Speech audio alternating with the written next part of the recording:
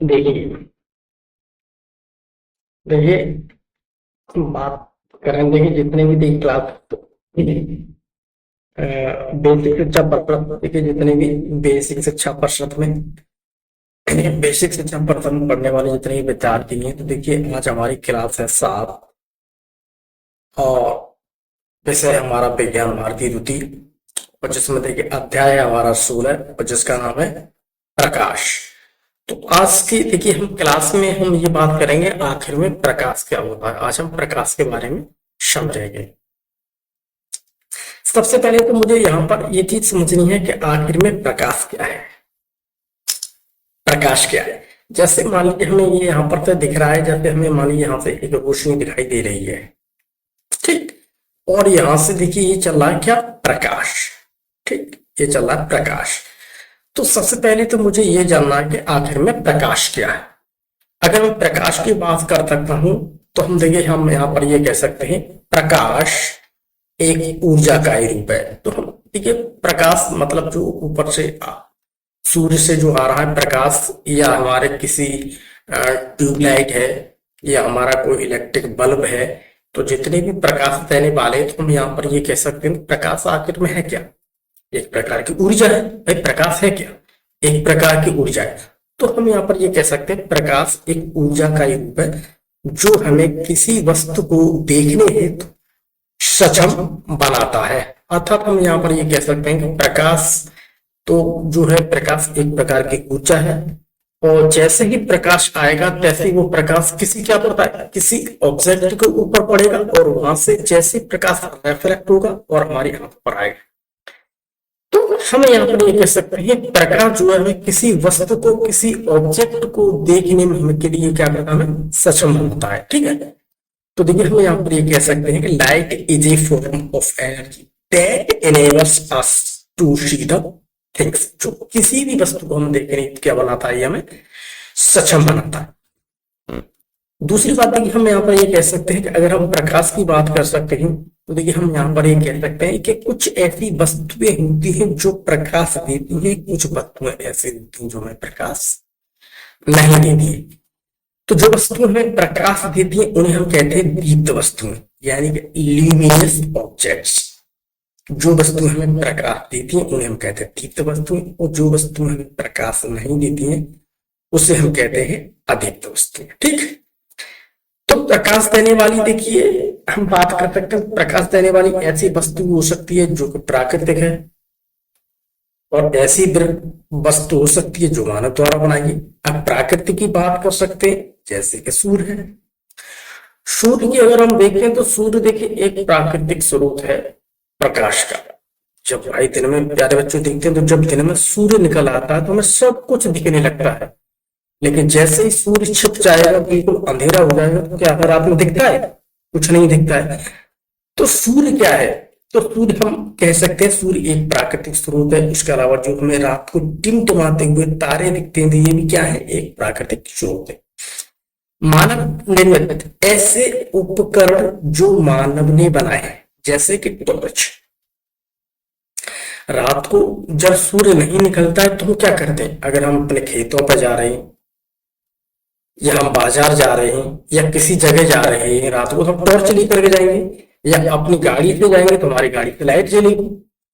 तो जितने भी देखिए टॉर्च है, या गाड़ी की लाइट है, या मोमबत्ती है, या विद्युत के जो भी बल्ब है, सब क्या है, ये भी हमें प्रकाश देते हैं। पर ये सब प्रकाश देने वाले कैसे, मानव निर्मित वस्तु।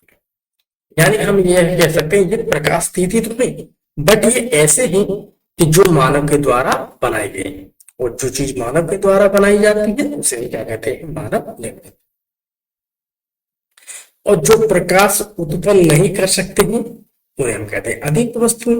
मतलब अ का मतलब जैसे ये लिखा है अ का मतलब होता है नहीं, और दीप्त का मतलब होता है जो उजाला करती है। ठीक है, जो उजाला करती प्रकाश देती है। तो जो उजाला नहीं देती है उसे प्रकाश, जैसे कि चंद्रमा उजाला नहीं देता, जैसे कि कुर्सी, जैसे कि मेरा ये पेन, जैसे कि पेड़, जैसे कि मानव कागज, ये ऐसी चीजें हैं कि जो उजाला नहीं करती हैं, यानी कि ये किसी भी प्रकाश की लाइट को एमिट नहीं करती हैं। तो हम इसे कह सकते हैं अधिक वस्तु। अगर हम प्रकाश की बात करें तो देखिए हम यहाँ पर ये कह सकते हैं कि अगर हम प्रकाश की बात करें तो हम यहाँ पर कह सकते हैं प्रकाश की दो प्रकृति देखी जा सकती है। प्रकाश देखिए दो रूप में, प्रकाश के जो दो नेचर बनी थे प्रकृति के। एक तो नेचर मुझे ऐसा दिखता है, इस लाइट को आप गौर से देखिए, ये लाइट देखिए आ रही है, इस लाइट को आप गौर से देखिए, ठीक है। तो हम यहाँ पर ये कह सकते हैं ये जो लाइट है वो इन पार्टिकल से मिलकर के बनी। अब इनको थोड़ा हम जूम करके देखेंगे, ये तो पार्टिकल दिख रहे हैं। तो हम यहाँ पर ये कह सकते हैं कि एक तो हमें नेचर ऐसा दिखता है प्रकाश का कि जो कैसा होता है एक पार्टिकल्स के रूप में। पार्टिकल्स का रूप मतलब कण के रूप में। ये क्या है? पार्टिकल्स। ये सब क्या है? पार्टिकल्स, ठीक है।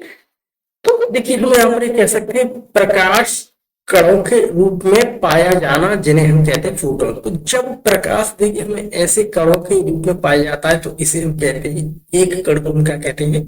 फोटोन। तो एक कण को हम क्या कहते हैं? फोटोन। फोटोन का अध्ययन हम करते हैं प्रकाश संश्लेषण। तो जब प्रकाश संश्लेषण होता है तो वहां पर हम फोटोन का अध्ययन करेंगे, इसकी स्टडी को प्रकाश संश्लेषण अच्छी तरह से पढ़ेंगे। तो वहां पर ही प्रकाश की जो प्लांट्स होता है वो इस लाइट के पार्टिकल्स को ऑब्जर्व करता है, ठीक है। अब हम देखिए आगे हमें यहाँ पर देखते हो दूसरा हमें नेचर दिखता है वेव का। वेव का ये देखो वेव का नेचर है, ठीक है।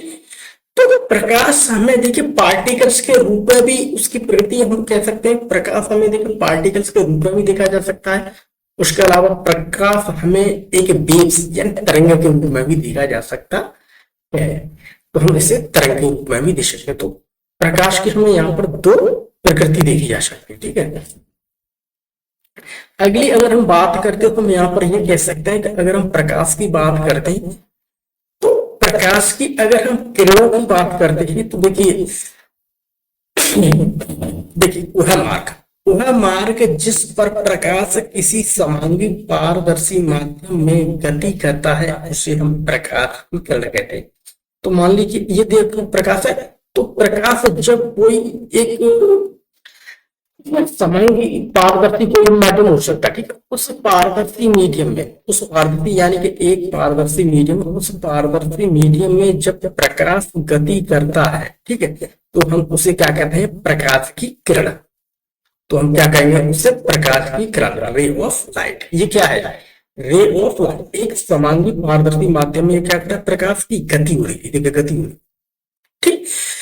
तो पहली बात ये कि इसका कैसा गमन होता है? सीधा गमन, यानी कि रेक्टिलिनियर प्रोपेगेशन। हमेशा बात याद रखना, प्रकाश का हमेशा कैसे होता है? सीधा।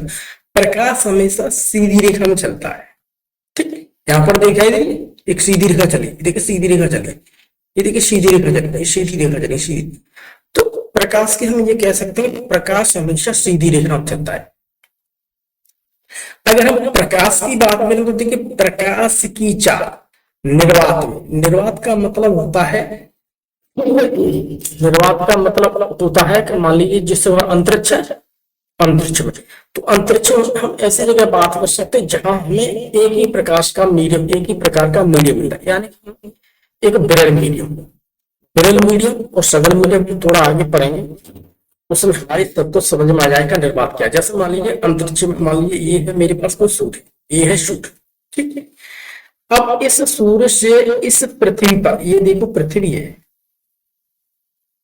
तो इस पृथ्वी की अब हम यहाँ पर बात करें तो इसमें देखिए मुझे यहाँ पर एक ही प्रकार का जो मीडियम होता है, माध्यम होता है, इसमें जो गति होती है इसे हम कहते हैं निर्वात।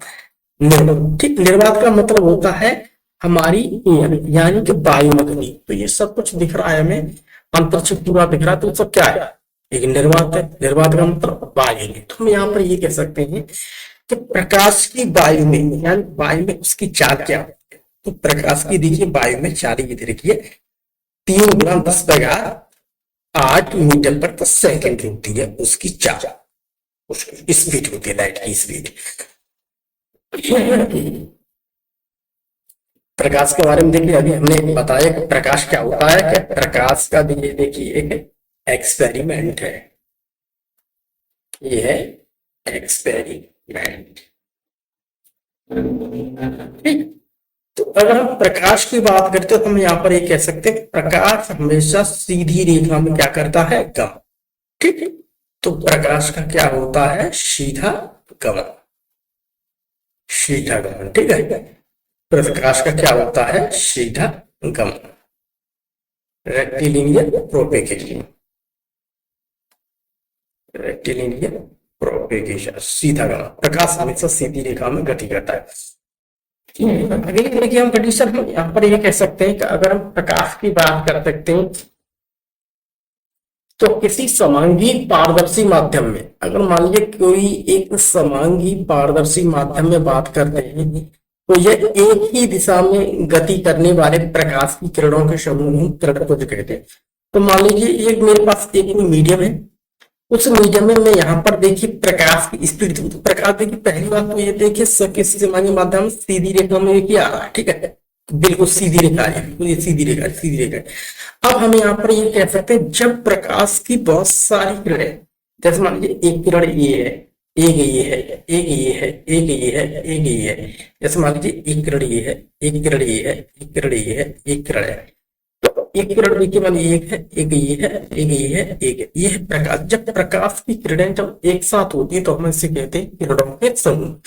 किरणों के समूह को हम कहते हैं किरणपुंज। तो इसे क्या कहेंगे, किरणपुंज।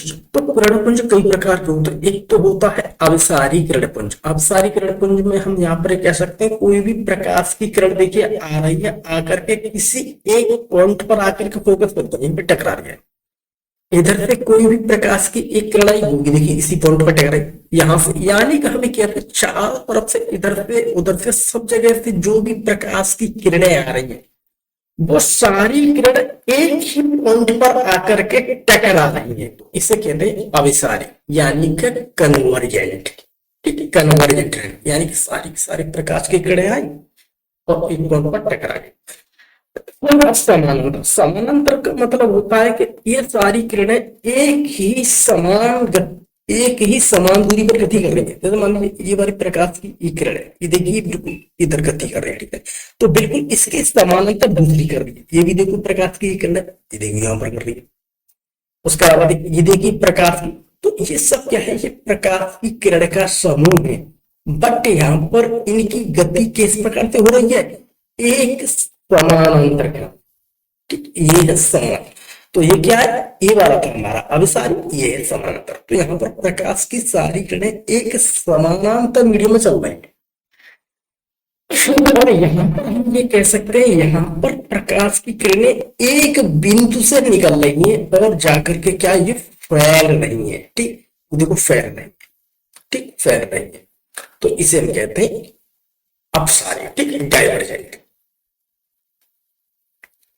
अपसारी का मतलब होता है डाइवर्जेंट और समानांतर का मतलब होता है पैरेलल। ठीक है, पैरेलल। ठीक है, इस प्रकार से हम यह कह सकते हैं कि प्रकाश क्या होता है, उसकी जो किरणें होती हैं, किरणों क्या है, तो किरणों की जो समूह होता है उस किरणों के समूह को जो होता है उसे हम क्या कहते हैं, किरणपुंज। तो किरणपुंज मुझे अभिसारी देखने के लिए मिलेंगे, हमें समानांतर देखने के लिए मिलते हैं, उसके अलावा हमें अपसारी देखने के लिए मिलते हैं।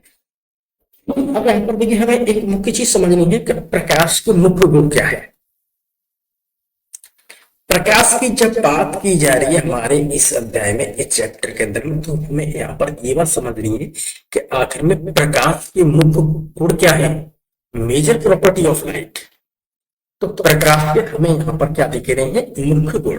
ठीक, यानी कि मेजर प्रॉपर्टी ऑफ लाइट। ठीक, मेजर प्रॉपर्टी ऑफ लाइट। पहली बात हमने ये बात प्रकाश के मुख्य गुण की अगर हम बात करते हैं तो हम यहाँ पर ये कह सकते हैं प्रकाश की हमेशा बात है तो प्रकाश का पहली बात क्या, सीधा गमन। प्रकाश की देखिए यहाँ पर एक बात है, तो प्रकाश का हमेशा सीधा गमन है, हमेशा वो सीधी रेखा में गति करता है। दूसरी बात, प्रकाश की अगर हम बात करते हैं तो प्रकाश का क्या होता है, परावर्तन। ये प्रकाश क्या है, मुख्य लक्षण। पहली बात प्रकाश सीधा गमन, दूसरी बात प्रकाश का क्या होगा, परावर्तन, तीसरी बात प्रकाश का क्या होता है, अपवर्तन। ठीक है, अपवर्तन। तो यहाँ पर हम बात करते हैं रिफ्लेक्शन ऑफ लाइट की, और यहाँ पर हम बात करेंगे रिफ्रैक्शन ऑफ लाइट की, रिफ्रैक्शन ऑफ लाइट, यहाँ पर है रिफ्रैक्शन ऑफ लाइट और यहाँ पर रिफ्लेक्शन। लेकिन अगर हम बात करें तो इस अध्याय में हम प्रकाश के परावर्तन के बारे में के बारे में ही केवल जानेंगे। तो हम देखिए बात कर रहे हैं क्लास 7, क्लास 7। तो हमारी बेसिक शिक्षा परिषद में क्लास 7 की जो किताब है, हम बात करें बेसिक शिक्षा परिषद की, तो बेसिक शिक्षा परिषद की जो हमारी कक्षा 7 की जो किताब है विज्ञान भारती की, तो हमें इस विज्ञान भारती में हमारे प्रकाश केवल हमें परावर्तन पढ़ना है, प्रकाश के अपवर्तन हम कक्षा 8 की किताब में पढ़ेंगे। ठीक है, तो आज हमें उस अध्याय में केवल प्रकाश के परावर्तन के बारे में समझना है। मैं प्रकाश के परावर्तन की बात करता हूं तो हम यहाँ पर ये कह सकते हैं रिफ्लेक्शन ऑफ लाइट। तो देखिए प्रकाश के परावर्तन, देखिए तो देखिए यहाँ पर हम ये कह सकते हैं प्रकाश की किरण का किसी पृष्ठ से टकरा कर उसी माध्यम में वापस लौटने की घटना प्रकाश का परावर्तन कहलाती है। तो देखिए हमें यहाँ पर ये कह सकते हैं, मान लीजिए ये मेरे पास कोई भी एक समतल है, ठीक है, ये कोई समतल है, ठीक है, ये कोई समतल है, मेरे पास समतल है कोई चीज, ठीक, या हम ये कह सकते हैं मेरे पास क्या है, एक दर्पण बना दर्पण। तो यहाँ पर देखिए ये मेरी कोई प्रकाश, यहाँ पर देखिए, यहाँ पर देखिए ना, ये देखिए प्रकाश, जैसे ही प्रकाश आया तैसे उसी माध्यम में देखिए वापस हो गया, ये देखिए चला गया, ठीक है, यहाँ से ये आया और वापस। अब ये देखिए प्रकाश ये आया, यहाँ पर टकराया, टकराने के बाद ये देखिए वापस हो गया, ये आया टकराया वापस हो गया। यहाँ पर ये दे सकते हैं, मान लीजिए कि ये मेरे पास कोई भी एक मेरे पास दर्पण है या कोई समतल वस्तु है, ठीक है, तो मेरे पास देखिए जैसे ही हमने यहाँ पर देखिए प्रकाश डाला तो प्रकाश मेरा यहाँ पर टकराया, यानी प्रकाश ये आया, ये प्रकाश आ रहा है, ठीक, ये आ रहा है। जैसे ही यहाँ से टकराएगा जैसे इधर को वापस चला जाएगा, ठीक है। अगर हम बात करते हैं प्रकाश की तो देखिए इस माध्यम से प्रकाश आया और इस माध्यम से वापस चला गया। और अगर मैं यहाँ पर एक नॉर्मल खींच देता हूं, ठीक, यहाँ पर एक नॉर्मल रेखा खींचता हूं तो मैं यहाँ पर ये कह सकता हूं कि ये वाला कोण और ये वाला कोण दोनों भी क्या होंगे, समान, ठीक है, तो दोनों ही कोण क्या होंगे, समान। तो देखिए हमारे देखिए क्या लिखा है, प्रकाश की किरण का किसी पृष्ठ से टकराकर, तो ये प्रकाश की किरण, तो इस प्रकाश की किरण का किसी पृष्ठ से टकराकर, इससे टकराकर, ठीक है, टकराकर उसी माध्यम में, इसी माध्यम मतलब उधर की तरफ से, ठीक है, इसी माध्यम में क्या हो जाता है, वापस लौटने की घटना प्रकाश का परावर्तन कहलाती है। उस स्लाइड से नहीं आप यहाँ पर ये देखिए समतल दर्पण से परावर्तन, जैसे मान लीजिए कि ये है मेरे पास एक समतल दर्पण, ये है मेरे पास एक समतल दर्पण, ठीक है, जैसे कि मान लीजिए ये हम कैसे बना सकते हैं, किताब में हमारे रखा, ये मैंने टॉर्च जलाई, तो ये है मेरे पास टॉर्च। जैसे ही प्रकाश की किरण आई, प्रकाश की किरण आएगी तो पहले इस दर्पण पर यहाँ टकराएगी, जैसे कि ये जो किरण आ रही है आकर के यहाँ टकरा रही है, तो ये जो किरण आ रही है ऐसे करके, ये देखिए किरण जो आ रही है, ये देखो आ रही है, तो इस किरण को कहता हूं मैं आपतित किरण, ठीक है, इस किरण को हम कहते हैं आपतित किरण, इंसिडेंटली, ठीक, इंसिडेंटली, इंसिडेंट रे, इंसिडेंट आपतित किरण। और ये आकर के इस समतल से टकरा के यहां देखिए वापस जाएगा, इसे कहते हैं परावर्तित किरण, ठीक, परावर्तित किरण यानी कि रेफ्लेक्टेड रे, ये है मेरे पास रेफ्लेक्टेड। और यहां इस पॉइंट से टकरा रही है, इस पॉइंट को मैंने नाम दिया है O, और ये मेरे पास कोई रेखा खींची है, इसी में कहते हैं पी यू, पी और के, यानी कि ये क्या है, एक समतल दर्पण की हमारी शीट, ठीक।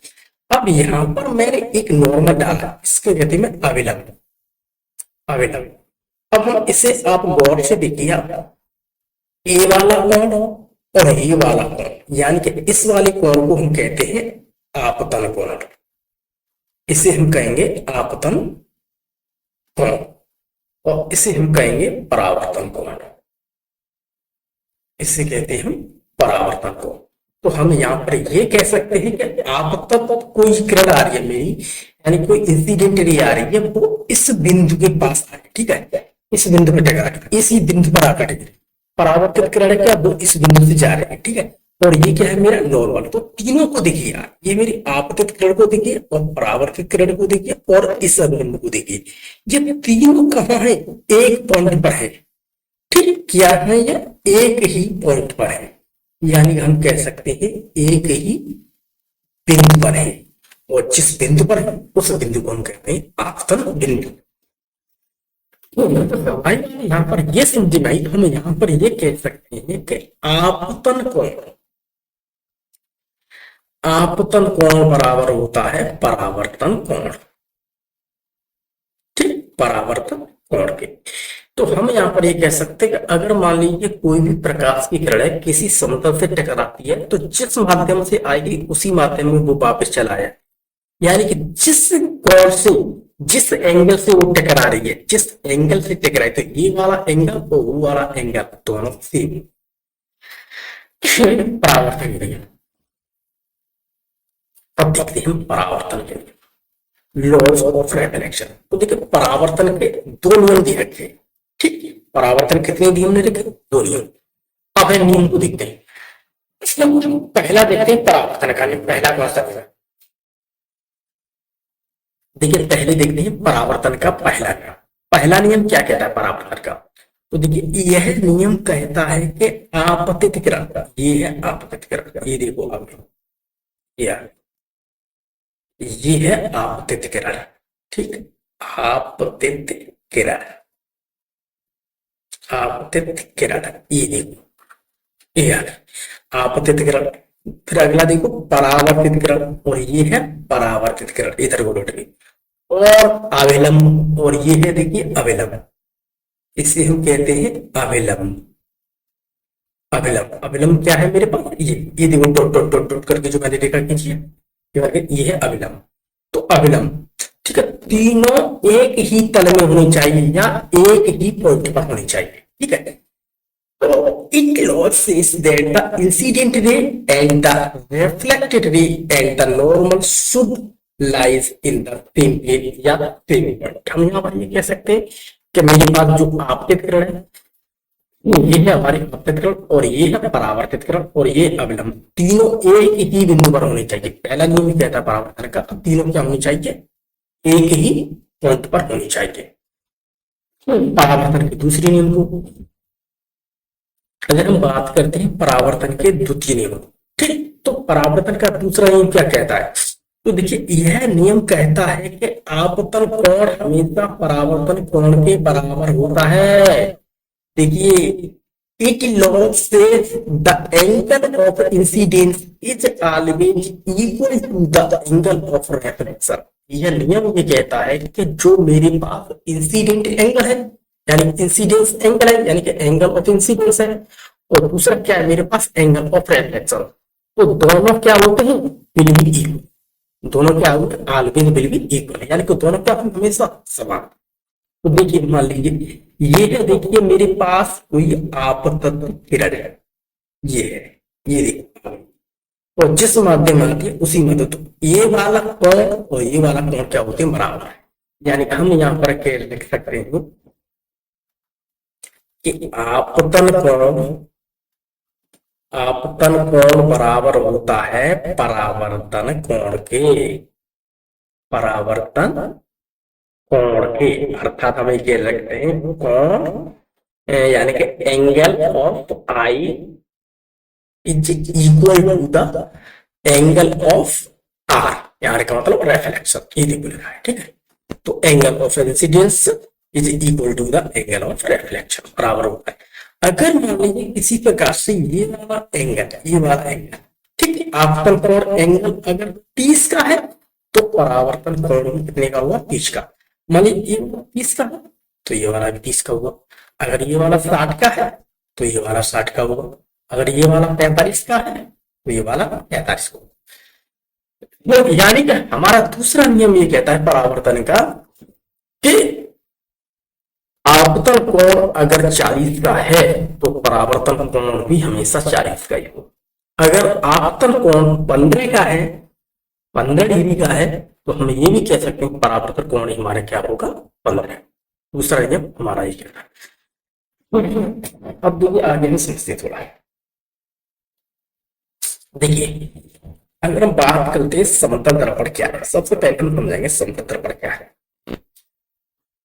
कोई भी पॉलिश किया हुआ समतल सतह, यानी कि अब ये क्या है, एक ट्रांसपेरेंट मेरे पास क्या था, एक कांच था। कांच को मैंने एक तरफ से पॉलिश कर दूंगा, मैं इसी कार्य से कर दूंगा, तो दूसरी तरफ मुझे अच्छी तरह से चेहरा दिखने लगेगा। तो ही तो देखो कहा गया है, कोई भी पॉलिश किया हुआ या कोई समतल सतह जो किसी बनी हुई प्रतिबिंब को परावर्तित कर सकता है, समतल दर्पण कहता है।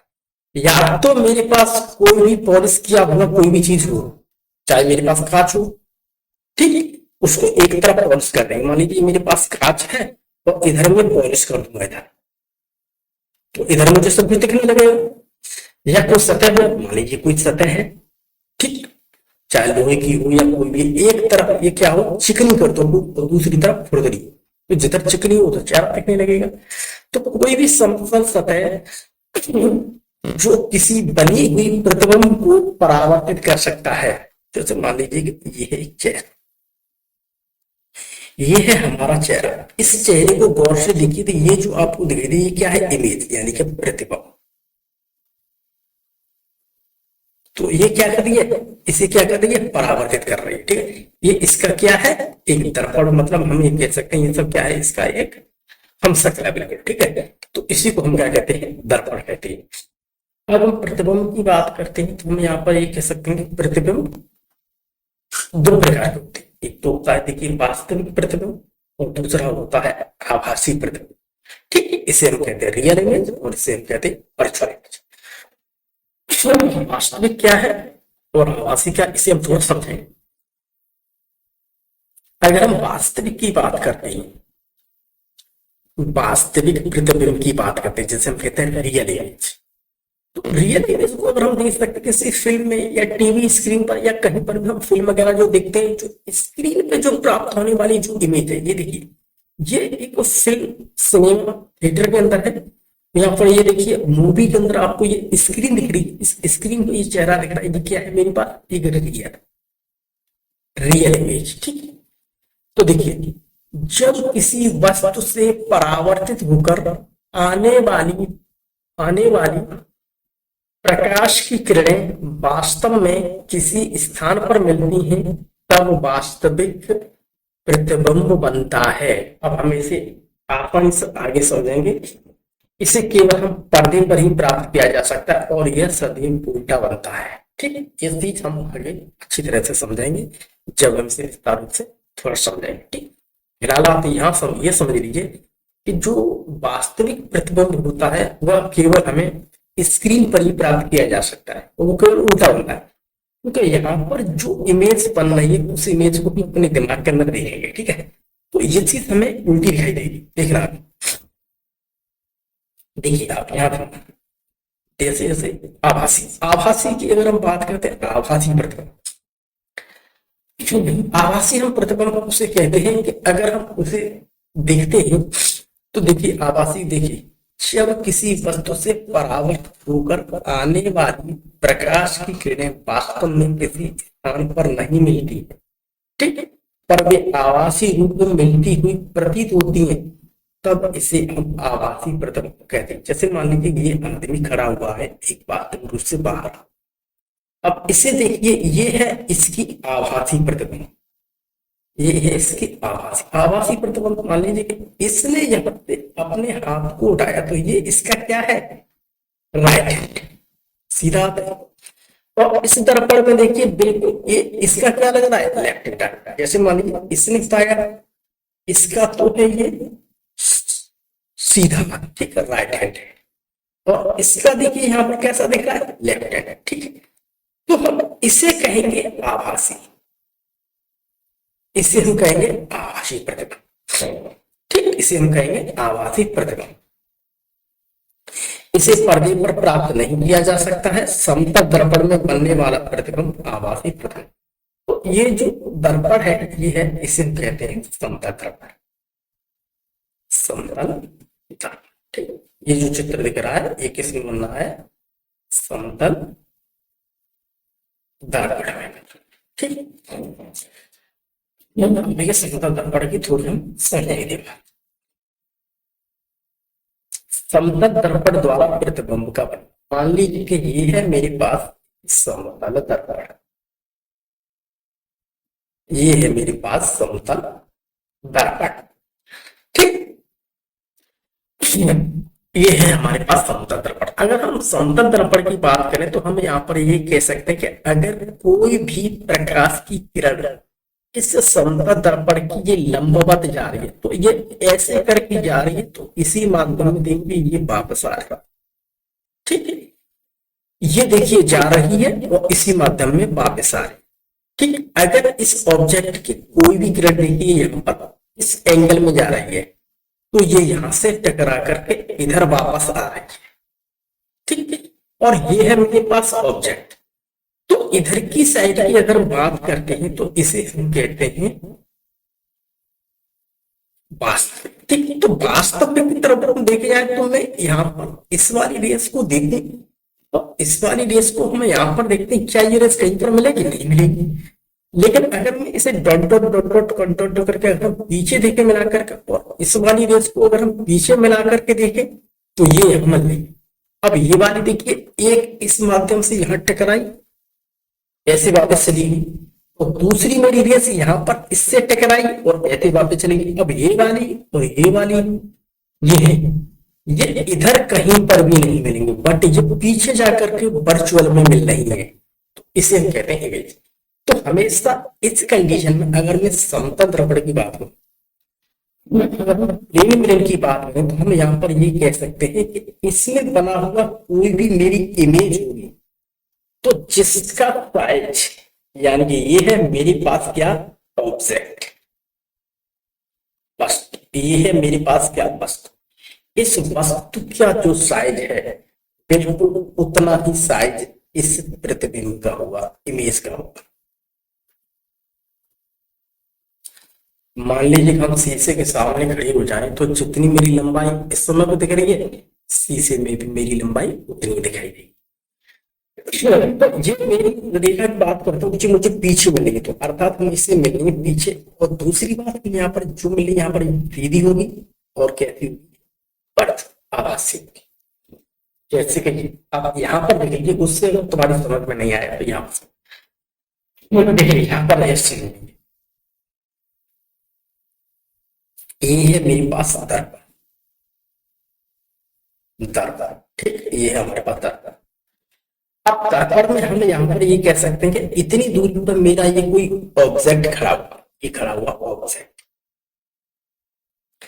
तो यहाँ की इस दूरी को और इस दूरी को इस दर्पण से इस दूरी को इस साइड की, इधर साइड की, ठीक, इसे कहते हैं राइट साइड। ये क्या है हमारे पास? Right side. ठीक, यानी रियल साइड, इसे हम कहते हैं वास्तविक, वास्तविक तरफ। ठीक, इधर वास्तविक और इधर क्या है? आभासी। ये सब आभासी कलाकार, ये वास्तविक कलाकार।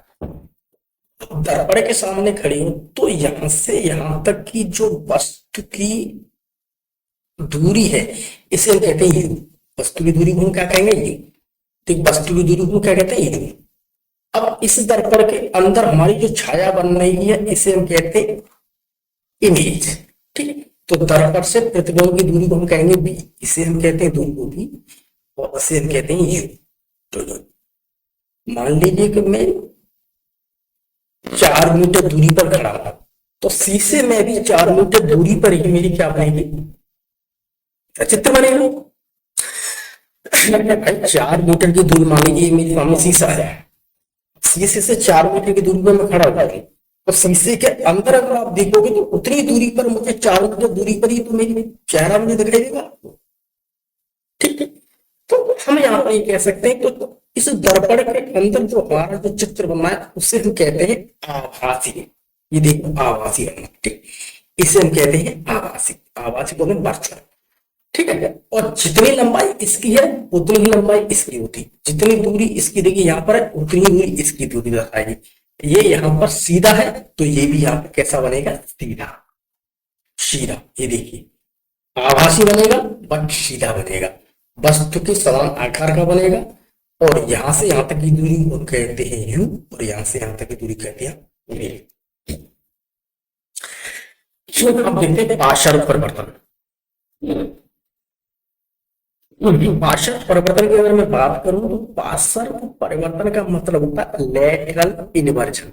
लेटरल इन्वर्जन का मतलब ये होता है कि मान लीजिए कि मैं दर्पण के सामने खड़ा हो जाऊं, ठीक है? अगर मैं दर्पण के सामने खड़ा हो जाऊं तो अगर मैं अपना ये सीधा हाथ इधर से उठाता, ऐसे सीधा हाथ उठाऊंगा तो दर्पण में दिखाई देगा कि मैं लेफ्ट हैंड उठा रहा, ठीक है? इधर मैं सीधा उठा रहा हूं तो दर्पण में दिखेगा लेफ्ट उठा रहा हूं। अगर मैं इधर लेफ्ट अपना उठाऊंगा हाथ बाया तो दर्पण में दिखेगा मेरा दाया। तो इसे कहते हैं लेटरल इन्वर्जन, ठीक है? तो समतल दर्पण से हमेशा पार्श्व प्रतिबिंब बनता है। जैसे मान लीजिए ये अक्षर देखो एफ, इस अक्षर को देखो आप बस, ये एफ अक्षर को अगर हम शीशे में देखेंगे तो हमें देखिए इस प्रकार का दिखाई देगा। इसे हम कहते हैं लेटरल इन्वर्जन यानी कि पार्श्व परिवर्तन, ठीक है? पार्श्व जैसे इंसान की इमेज को आप देखिए बस, जैसे मान लीजिए शीशे में देखते हैं तो अगर हम उल्टे अक्षरों में एम्बुलेंस लिख देते हैं तो मुझे वहां पर सीधे अक्षरों में दिखाई दे, क्योंकि अगर मैंने पीछे एम्बुलेंस उल्टे अक्षरों में लिखा है तो मेरे पास शीशा ऐसे लगा हुआ है, तो मैं गाड़ी चला रहा हूं तो मुझे शीशा है यहाँ पर दिख रहा है स्क्रीन में, तो यहाँ पर मुझे एम्बुलेंस सीधा दिखाई दी जो मैंने पीछे उल्टा लिख रखा है। तो ठीक है, इसी प्रकार की प्रक्रिया को हम यहाँ पर कहते हैं, इसे हम कहते हैं पार्श्व परिवर्तन। तो हम यहाँ पर ये कहते हैं, ये तो देखो बात लिखी है, समतल दर्पण से हमेशा पार्श्व प्रतिबिंब बनता है। समतल दर्पण उस दर्पण की बात करें जो हमारे बाथरूम में लगा हुआ, उस दर्पण की बात करें जिसे सुबह देख करके अपनी मांग काट, हम सुबह मांग काटते हैं, अगर मैं ऐसे बाल काट रहा हूं तो मेरे ऊपर फ्लैप दिखेंगे, ठीक है? उसकी बात करें, ठीक है? समतल दर्पण में मतलब उस शीशे की बात में जो हमारे घर में, ठीक? इस घटना को हम कहते हैं पार्श्व परिवर्तन। जैसे हम देखिए, जैसे मान लीजिए ये देखिए, मान लीजिए ये बच्चा है, ये देखिए बच्चा है, ये बच्चा, अब ये बच्चा शीशे से खेल रहा है, ठीक है? तो इस बच्चे का ये वाला हाथ को देखिए, इस वाले हाथ को देखिए, तो इस वाले हाथ को आप यहाँ पर देखिए, इधर इस बच्चे का क्या दिख रहा है बच्चा ही, बट शीशे में ये कैसा दिख रहा है, लेफ्ट। जैसे मान लीजिए रेड, ये लिखा है देखिए रेड, इस रेड को अगर आप शीशे के अंदर देखेंगे तो हमें रेड ऐसा दिखाई देगा, इस प्रकार से। इसे हम कहते हैं लेटरली इन्वर्टेड पार्श्व परिवर्तन, यानी कि साइडवेज रिवर्स्ड, हमें एक साइड से क्या दिखेगा, उल्टा दिखेगा। समतल दर्पण का उपयोग, समतल दर्पण का उपयोग बाथरूम में कर सकते हैं, बाथरूम में प्रयोग कर सकते हैं। उसके अलावा देखिए हमें घर में देखा ड्रेसिंग टेबल में भी इसका प्रयोग किया जाता है।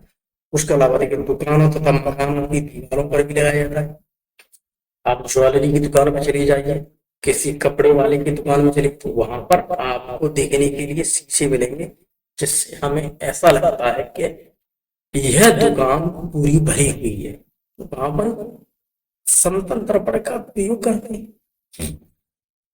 उसके अलावा देखिए वाहनों में भी हम वाहन चलाते हैं तो हमारे वाहन, मानिए मोटरसाइकिल चला रहा हूँ मैं, स्कूटी चला रहा हूँ, मेरे इस साइड पर भी शीशा लगा होता है, इस साइड पर भी शीशा लगा होता है।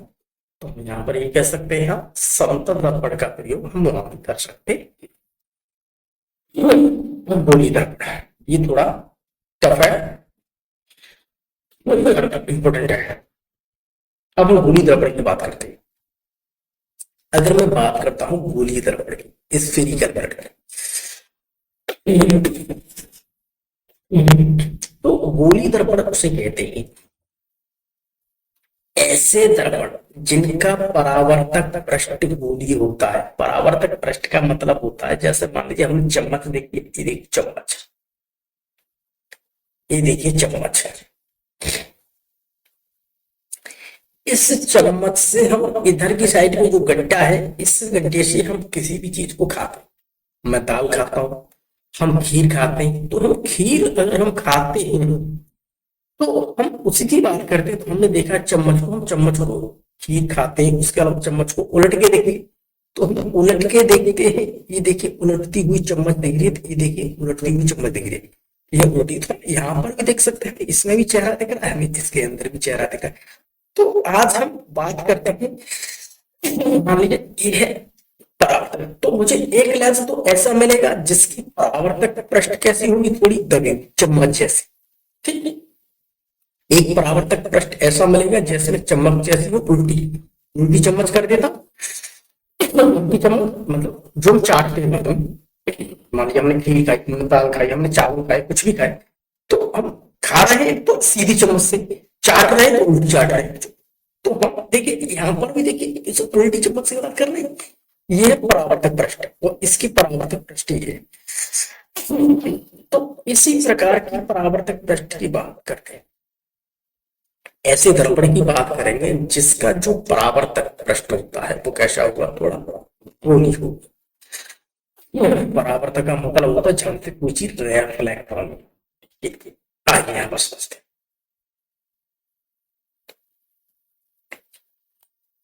ये है गोली दर्पण। गोली दर्पण दो प्रकार के होते हैं। एक तो होता है देखिए मेरे पास अवतल दर्पण, एक होता है मेरे पास उत्तल दर्पण। अवतल दर्पण का मतलब होता है कि हम उस चम्मच की बात कर रहे हैं जिससे हमने खीर खाई है। जैसे चम्मच ली तो चम्मच से मैंने खीर खाई, तो इसे कहते हैं अवतल। अवतल का मतलब होता है कॉन्केव। कॉन्केव का मतलब होता है कॉन्केव, केव का मतलब होता है गुफा, गुफा का मतलब होता है गड्ढा। तो इस लेंस को देखिए, इस लेंस को हम देखते हैं गोल गोल, तो इसके अंदर मुझे थोड़ा थोड़ा यहाँ पर गड्ढा दिखता है, ठीक है। तो ये थोड़ा अंदर धसा हुआ है, यानी कि इसका जो परावर्तक पृष्ठ होता है वो कैसा होता है, थोड़ा धसा हुआ, कर्व्ड इनवर्ड। इनवर्ड का मतलब थोड़ा अंदर धसा। उत्तल दर्पण की बात करते हैं, कॉन्वेक्स मिरर। कॉन्वेक्स मिरर की हम बात उसकी कर सकते हैं, उसका परावर्तक जैसे चम्मच होती है, चम्मच खाने के बाद हम क्या करते हैं, बाद में चाटते हैं, ठीक। मैंने रसगुल्ला खाया या मैंने कुछ भी खाया तो बाद में हम चम्मच को चाटते हैं पीछे से। तो ये पीछे वाला जो पृष्ठ होता है, ये वाला, ये देखो पीछे वाला पृष्ठ है, इसे इसे, ठीक है। तो इसकी हम बात कर रहे हैं, तो इसे हम कहते हैं उत्तल दर्पण, ठीक है। उत्तल दर्पण, इसकी परावर्तक पृष्ठ क्या होता है, कर्व्ड आउटवर्ड। आउटवर्ड का मतलब होता है बाहर की तरफ थोड़ा, वो तो क्या अंदर की तरफ। अब से हम थोड़ा समझने की कोशिश करेंगे आपका साथ। देखिए हम बात कर रहे हैं अवतल दर्पण की। अवतल दर्पण की बात करते हैं, क्या बात कर रहे हैं, कॉन्केव की। तो कॉन्केव को देखिए हम ऐसे दर्शाते हैं, ये है देखिए कॉन्केव, ये है देखिए कॉन्केव, ये देखो बना है, ये है ऐसा होता बना हुआ, तो ऐसे होता, ये पॉलिश किया हुआ है। अब कोई भी चढ़ाई में जाके इससे टकराएगी, ऐसे ऐसे, ये पॉलिश की हुई है। तो वह गोली दर्पण जिसका परावर्तक पृष्ठ अंदर की ओर या गोले के केंद्र की ओर होता है, अवतल दर्पण कहता है।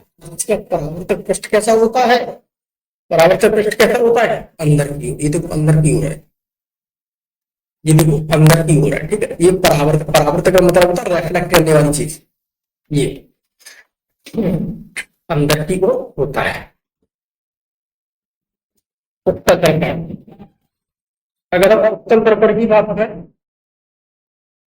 उत्तल दर्पण, ठीक, उत्तल दर्पण, कॉन्वेक्स मिरर,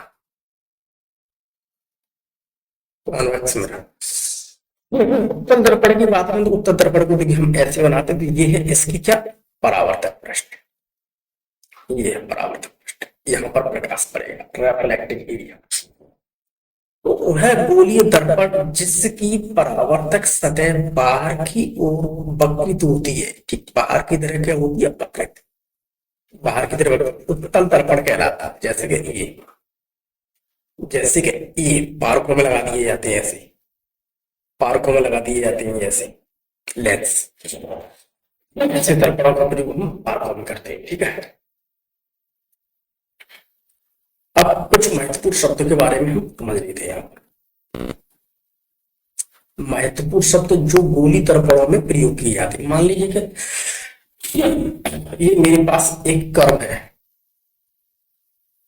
ये मेरे पास कोई गोलीय दर्पण है। ठीक, ये है मेरे पास गोलीय दर्पण। और इस गोली दर्पण से ये देखिए हमने एक रेखा खींची, ये देखो कुचली रेखा। ठीक, इस रेखा को कहते हैं, इसे हम कहते हैं मुख्य अक्ष। इसे हम कहेंगे मुख्य अक्ष। ये देखो रेखा खिंचती जा रही है, इसे हम कहेंगे मुख्य अक्ष। और यहाँ पर इस पॉइंट की बात करते हैं, इसे हम कहते हैं पोल। पोल का मतलब होता है ध्रुव, इसे हम कहेंगे ध्रुव, इस पॉइंट को कहेंगे ध्रुव। अब इस ध्रुव से इसके बीच में ये होता है सेंटर। इस गोली का ये क्या है? सेंटर। इस गोली का ये क्या है? सेंटर। ये देखो क्या है? सेंटर। कहीं से भी जाइए सेंटर है, ये है सेंटर, ये है सेंटर, ये सेंटर। तो हम इसे कहेंगे सेंटर ऑफ कर्वेचर। तो इसे हम क्या कहेंगे? Centre of curvature. अब इस सेंटर ऑफ कर्वेचर और इस ध्रुव के बीच के जो स्थान होता है बिल्कुल मिड पॉइंट को हम कहेंगे फोकस। ये है फोकस। अब यहां से लेके यहां तक की दूरी को कहते हैं हम रेडियस ऑफ कर्वेचर, यानी कि वक्रता त्रिज्या। इसी को हम देखिए, हम बारी बारी से समझेंगे। अब देखिए यहां पर हम इसे समझने की कोशिश करेंगे। देखिए ये है मेरे पास कोई भी एक गोलीय दर्पण,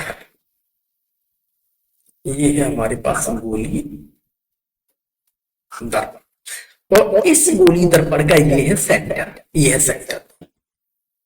तो हम इसे कहते हैं, इसे हम कहेंगे सेंटर ऑफ कर्वेचर। ठीक है, वक्रता केंद्र, इसे हम कहते हैं क्या? वक्रता केंद्र, वक्रता केंद्र। ठीक है, ये है वक्रता।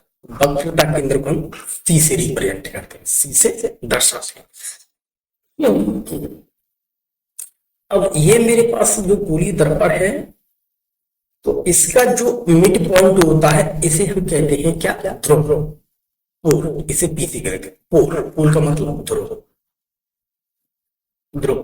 तो गोलीय दर्पण का क्या है? ये मध्य बिंदु है, ये है गोलीय दर्पण। इस दर्पण दिख रहा है, ये दिख रहा है M1 और ये है M2। ठीक, इसका क्या है? मध्य बिंदु, ये है मध्य बिंदु इसका। वक्रता त्रिज्या।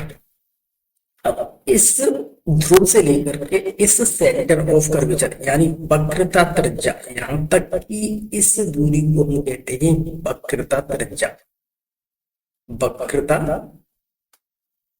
त्रिज्या। यानी कि ध्रुव से और वक्रता केंद्र के बीच की जो दूरी होती है इसे हम कहते हैं वक्रता त्रिज्या। ठीक, इस वक्रता केंद्र से और इस ध्रुव के बीच में मध्य पॉइंट पर होता है फोकस, ये है फोकस, फोकस। अब फोकस को डबल कर देंगे यहाँ तक तो 2f हो जाएगी। ठीक है, और उसके बीच में खिंची हुई रेखा इसे कहते हैं मुख्य अक्ष, इसे कहते हैं मुख्य अक्ष। ठीक है, और इसे कहता हूं फोकस। इसे ध्रुव और फोकस के बीच की दूरी को हम कहते हैं फोकल दूरी। अब इसके बीच की दूरी को हम कहेंगे फोकस दूरी, फोकल लेंथ। ठीक है, फोकल। ठीक, अब आएगा दर्पण का द्वारक, अपर्चर। ये है अपर्चर, ये है देखिए अपर्चर, इसे कहते हैं अपर्चर। तो ये है यहां से यहां तक की दूरी को हम कहेंगे अपर्चर, अपर्चर। अपर्चर ज्यादा ही हो सकता है, अपर्चर कम भी हो सकता है। अब हमसे बारी बारी समझ जो कि हमारे किताब का अंत वक्रता केंद्र, सेंटर ऑफ कर्वेचर। वक्रता केंद्र क्या है? मान लीजिए ये है मेरे पास कोई गोली दर्पण, ठीक, ऐसे करके और इस गोली दर्पण की जी हम रेखा खींचते हैं, इसे हम कहते हैं मुख्य रेखा। और ये है मेरे पास क्या, ध्रुव। और यहां से लेके यहां तक का जो सेंटर बनता है इसे कहते हैं वक्रता केंद्र। तो ये है वक्रता केंद्र। किसी गोलीय दर्पण का वक्रता केंद्र उस गोले का केंद्र कहलाता है। इस गोले का, इस पूरे गोले का ये क्या कहलाएगा, केंद्र। उस गोले का केंद्र होता है जिसके एक भाग से गोली दर्पण बनाना होता है। जिसके किसी एक भाग से पर गोली दर्पण बन जाएगा, जिसे सी अक्षर से प्रदर्शित करता है। सी अक्षर तो वक्रता केंद्र को हम किससे प्रदर्शित करते हैं, वक्रता त्रिज्या। यहां से और यहां तक की बीच की दूरी को कहते हैं वक्रता त्रिज्या।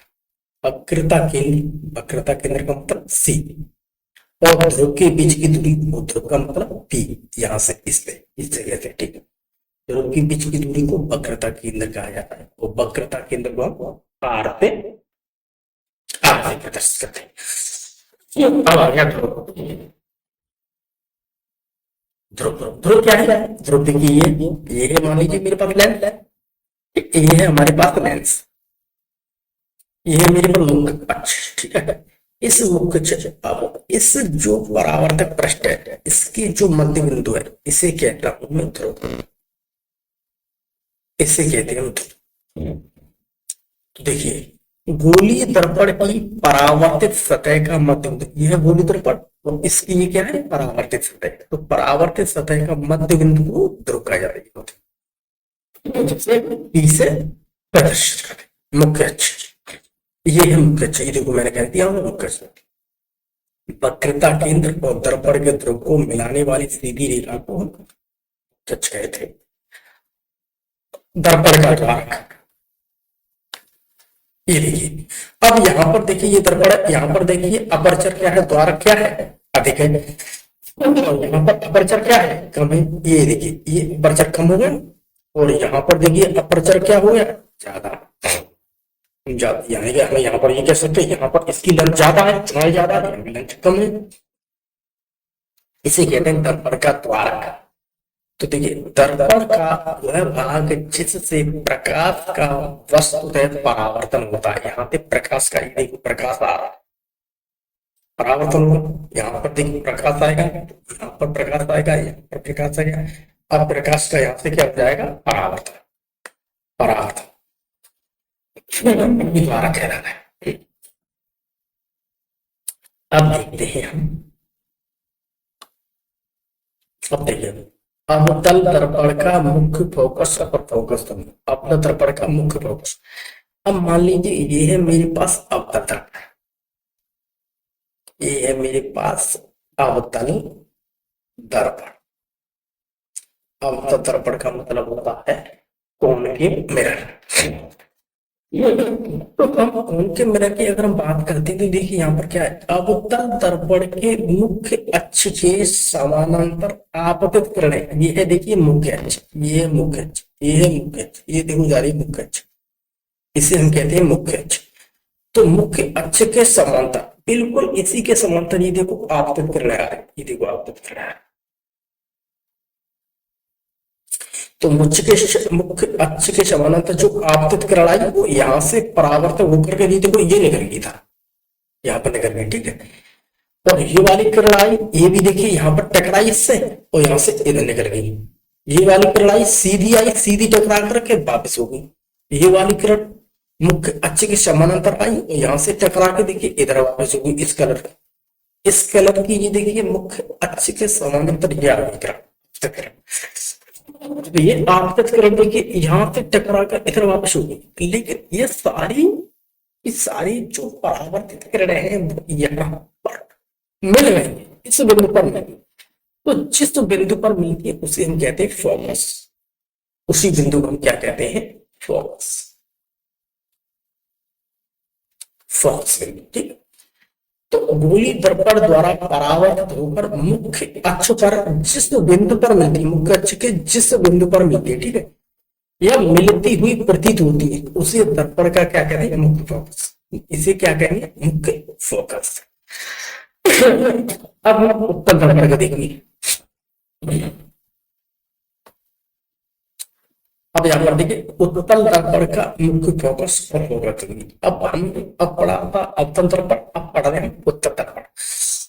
उत्तल दर्पण में देखिए ये है इसके बराबर, यहाँ पर देखिए कोई भी मेरे पास आपतित किरण आए, ये है आपतित किरण, ये है आपतित किरण, इंसिडेंट रे, ठीक। तो ये यहाँ पर टकराई, यहां से टकरा के देखिए ये वापस हो गई था। उसके अलावा दूसरी किरण मेरे पास एक और है आपतित किरण, ये देखिए ये अगर ये इस लेंस से टकरा करके, मेरा मतलब इस दर्पण से टकरा गई, तो दर्पण से यहां टकरा करके और ये वापस हो गई। ये वाली इससे टकराई, इसी से वापस हो गई। ये वाली ये देखिए यहाँ पर टकराई, ये वापस हो गई, ये यहाँ पर टकराई, ये वापस। अब इनको गौर से देखिए, अब मैं इससे पीछे की तरफ डॉट डॉट डॉट कर देता हूँ, तो मुख्य अक्ष को मैं पीछे की और dot dot dot dot dot ये देखिए कर देता। अब ये वाली को देखिए, देखा होगा ये वाली मेरी आपतित किरण आई, यहाँ टकराई, यहाँ टकरा के वापस हो गई। अब इसे डॉट डॉट डॉट डॉट करके हम पीछे बनाएंगे, इस बिंदु पर मिलेंगे। इस वाली को देखिए, यहाँ पर देखिए पीछे लेके जा रहे हैं, यहाँ मिल रही है। इसको देखिए, इसे पीछे लेकर के जा रहे हैं, यहाँ मिल रही है। इसे देखिए हम पीछे लेकर के जा रहे हैं, यहाँ मिल रही है। तो हम यहाँ पर ये कह सकते हैं ये कोई भी रेखा, अब देखिए यहाँ पर पिछले देखिए, यहाँ पर देखिए अभी जितनी की जितनी देखिए, इस बारी को हम कहते हैं रियल और उस बारी को कहते हैं वर्चुअल। इसे हम कहते हैं आवासी वाला इलाका और इसे कहते हैं वास्तविक इलाका, वास्तविक एरिया। तो यहाँ पर देखिए सारी किरणें परावर्तित होकर वास्तविक एरिया में टकरा रही है, इधर के एरिया में टकरा रही है। जब अगले वाले में देखिए यहाँ पर कौन से, जब यहाँ पर देखिए इधर कोई नहीं टकरा रही है, इधर देखिए कोई नहीं टकरा रही है, ठीक है। तो इधर उधर जा रहा, लेकिन पीछे जाकर के ये टकरा रही है। तो ये पीछे जाकर के जहां टकरा रही है इसे हम कहते हैं आवासी इलाका, और ये है मेरे पास वास्तविक इलाका, वास्तविक इलाका। अब देखिए मुख्य अक्ष के समानांतर आने वाली सभी किरणें परावर्तित होकर उत्तल दर्पण के पीछे मुख्य फोकस के एक बिंदु पर मिलती हुई प्रतीत हो रही है। एक बिंदु पर, देखिए एक बिंदु, इस बिंदु को कहते हैं फोकस, फोकस फोकस। यहाँ पर हमें मिलती हुई प्रतीत हो रही है, लेकिन वास्तविक में देखा जाए तो मिल नहीं रही, लेकिन हमें यहाँ पर क्या हुआ, मिलती हुई प्रतीत हो रही है, यानी कि अपीयरिंग, ये हमें यहाँ पर मिलती हुई प्रतीत हो रही है। तो इसे हम कहते हैं क्या, उत्तल दर्पण का मुख्य फोकस।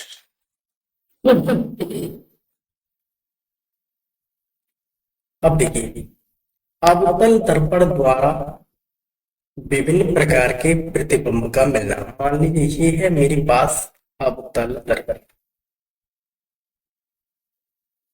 ये है मेरे पास अवतल दर्पण।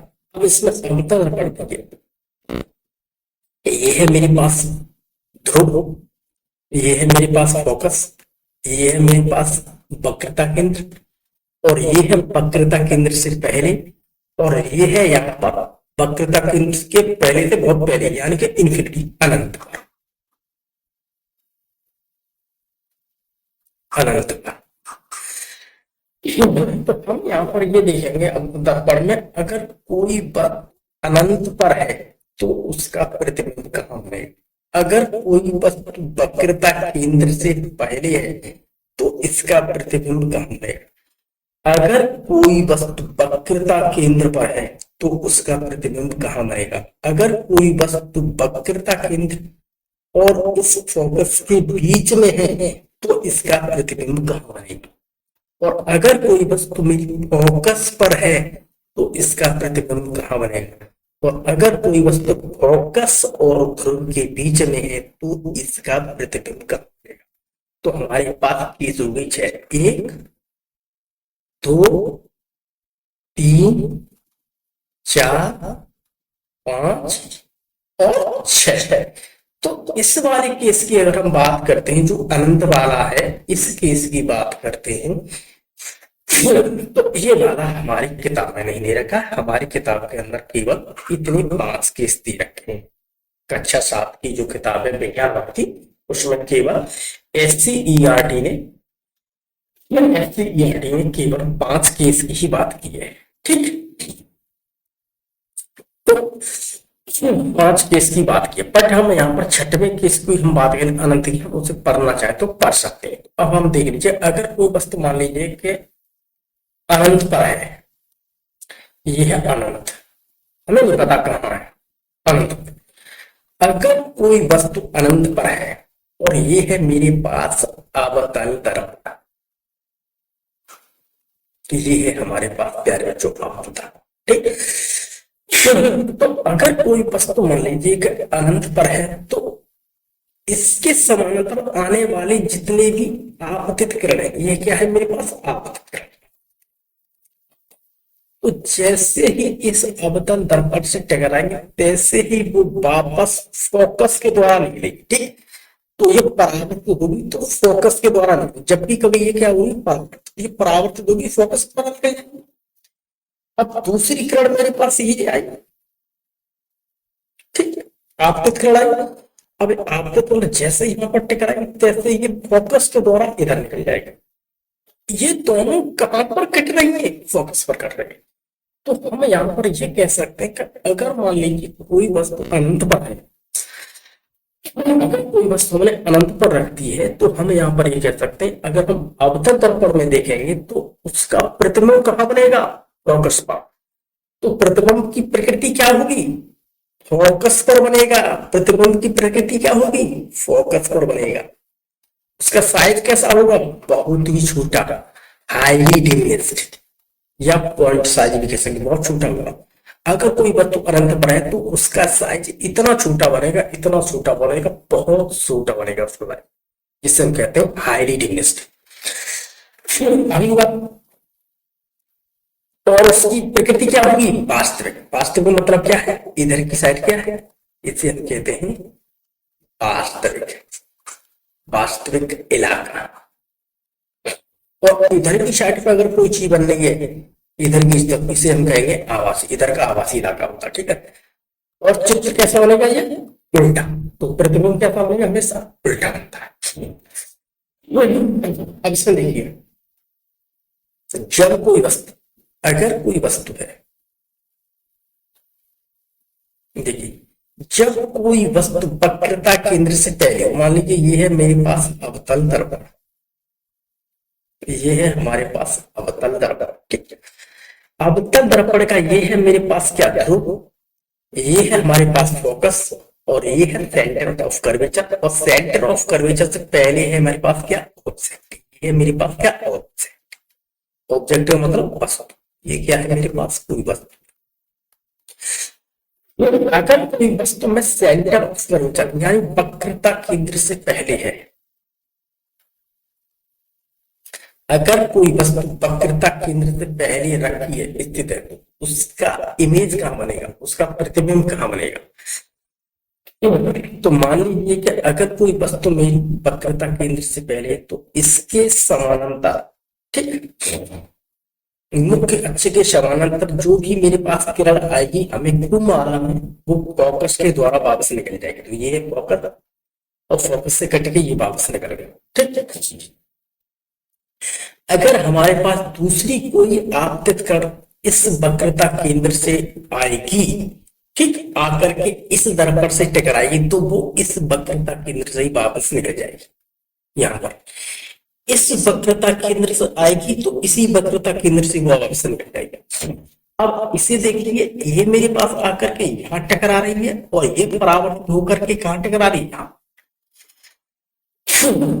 हमें खूब पता है कि अगर कोई वस्तु है, उस वस्तु से आने वाली परावर्तित अगर वो वक्रता केंद्र से होकर के आएगी, तो प्यारे बच्चों वक्रता केंद्र से ही वो वापस निकल जाएगी। मान लीजिए आप यहां समझ, ठीक, ये है।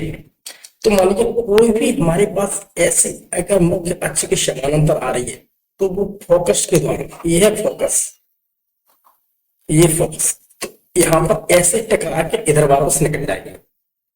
और ये है मेरे पास वक्रता केंद्र। ठीक, तो अगर हम बात करते हैं यहां पर कोई वस्तु रखी हुई है, और अगर ये वक्रता केंद्र से इस वक्रता केंद्र से आएगी, तो इसी माध्यम से ये वापस चली जाएगी। तो ये यहाँ टकराएगी। तो ये टकराएगी कहाँ? वक्रता केंद्र और फोकस के बीच में। तो इमेज कहाँ बनेगी? यहाँ। तो प्रतिबिंब वक्रता केंद्र और फोकस के मध्य बनेगा। ये है फोकस, ये है वक्रता केंद्र, इसके मध्य बनेगा। वस्तु का आकार बड़ा है, इससे आकार छोटा होगा। तो देखिए यहाँ पर प्रतिबिंब का आकार वस्तु से छोटा होगा, अर्थात डिमिनिश होगा। डिमिनिश का मतलब होता है कि स्मॉलर देन ऑब्जेक्ट, अगर वस्तु से छोटा ही रहेगा। तो हम यहाँ पर कोई भी, अगर मेरे पास वस्तु बड़ी है तो हमेशा इससे छोटा ही चित्र बनेगा। और वास्तविक, ये सब क्या है? इधर कहलाएगा वास्तविक, हमेशा वास्तविक बनेगा और उल्टा। अगर देखिए हमारे पास, समझिए, अगर कोई वस्तु वक्रता केंद्र पर है, ये है वक्रता केंद्र, ये है मेरे पास फोकस। अगर कोई वस्तु वक्रता केंद्र पर स्थित है तो मुख्य अक्ष के समानांतर जो भी मेरी आपतित किरण आ रही है वो यहाँ से परावर्तित होगी और फोकस के माध्यम से वापस निकल जाएगी। देखो, फोकस से माध्यम से क्या निकल जाती है? वापस। ठीक है। अगर कोई मेरे पास वस्तु से कोई फोकस के द्वारा, अगर कोई भी किरण, आपतित किरण अगर फोकस के द्वारा आ रही है, पहले फोकस को फेस करती हुई, फोकस को काटती हुई, अगर वो यहाँ इस अवतल दर्पण से टकराएगी, ठीक, फोकस के द्वारा आएगी तो इससे टकराएगी, तो इसके समानांतर, मुख्य अक्ष के समानांतर वो वापस हो जाएगी। ये कहता है वक्रता केंद्र के लिए बच्चों, ये कहता है। देखिए यहाँ नहीं, तो मैं देखिए आपको यहाँ समझा दोबारा समझ लिया। जैसे मान लीजिए ये है मेरे पास अवतल दर्पण, ये है हमारे पास अवतल दर्पण, और ये है मेरे पास मुख्य अक्ष, और ये है मेरे पास ध्रुव, ठीक, और ये है हमारे पास ध्रुव। इसे कहते हैं ध्रुव, यानी कि पी। ठीक है। तो अगर मान लीजिए कि कोई भी वस्तु ऐसी है जो वक्रता केंद्र पर है, और ये है फोकस, ठीक है, और ये क्या है? हमारे पास फोकस है। लगता है स्लाइड पीछे निकल गई। ठीक है।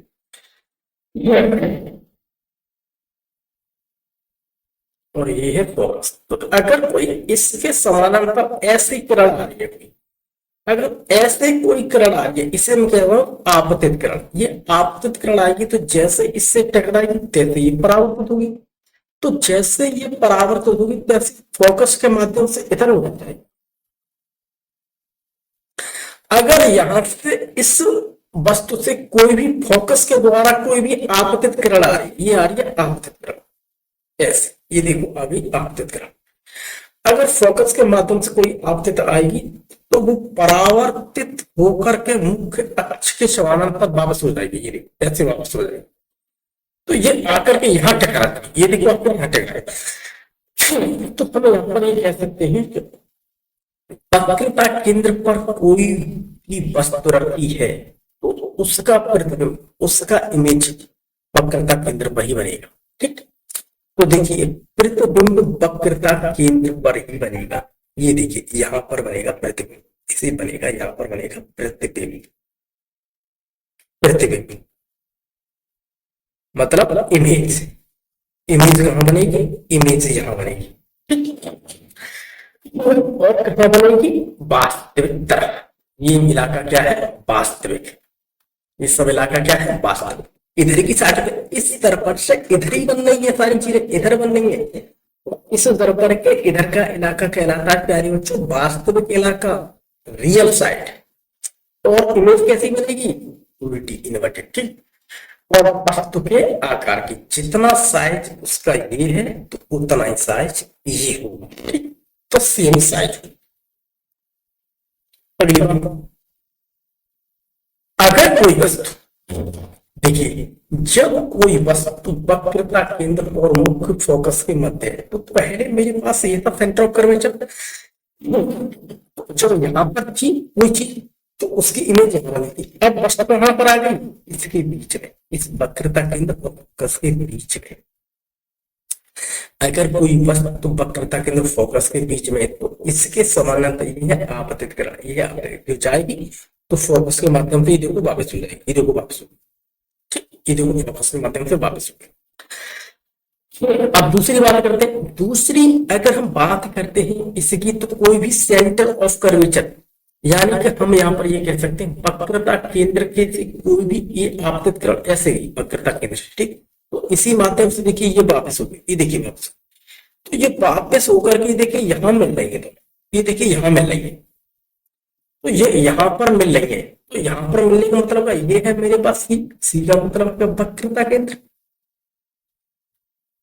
बड़े ध्यान से समझिए, वक्रता केंद्र, तो वक्रता केंद्र से पहले बनना है, तो यहाँ पर देखिए इसका आकार कितना बड़ा है और इसका आकार कितना बड़ा है, ठीक, तो ये आकार क्या है, थोड़ा बड़ा है और ये छोटा है।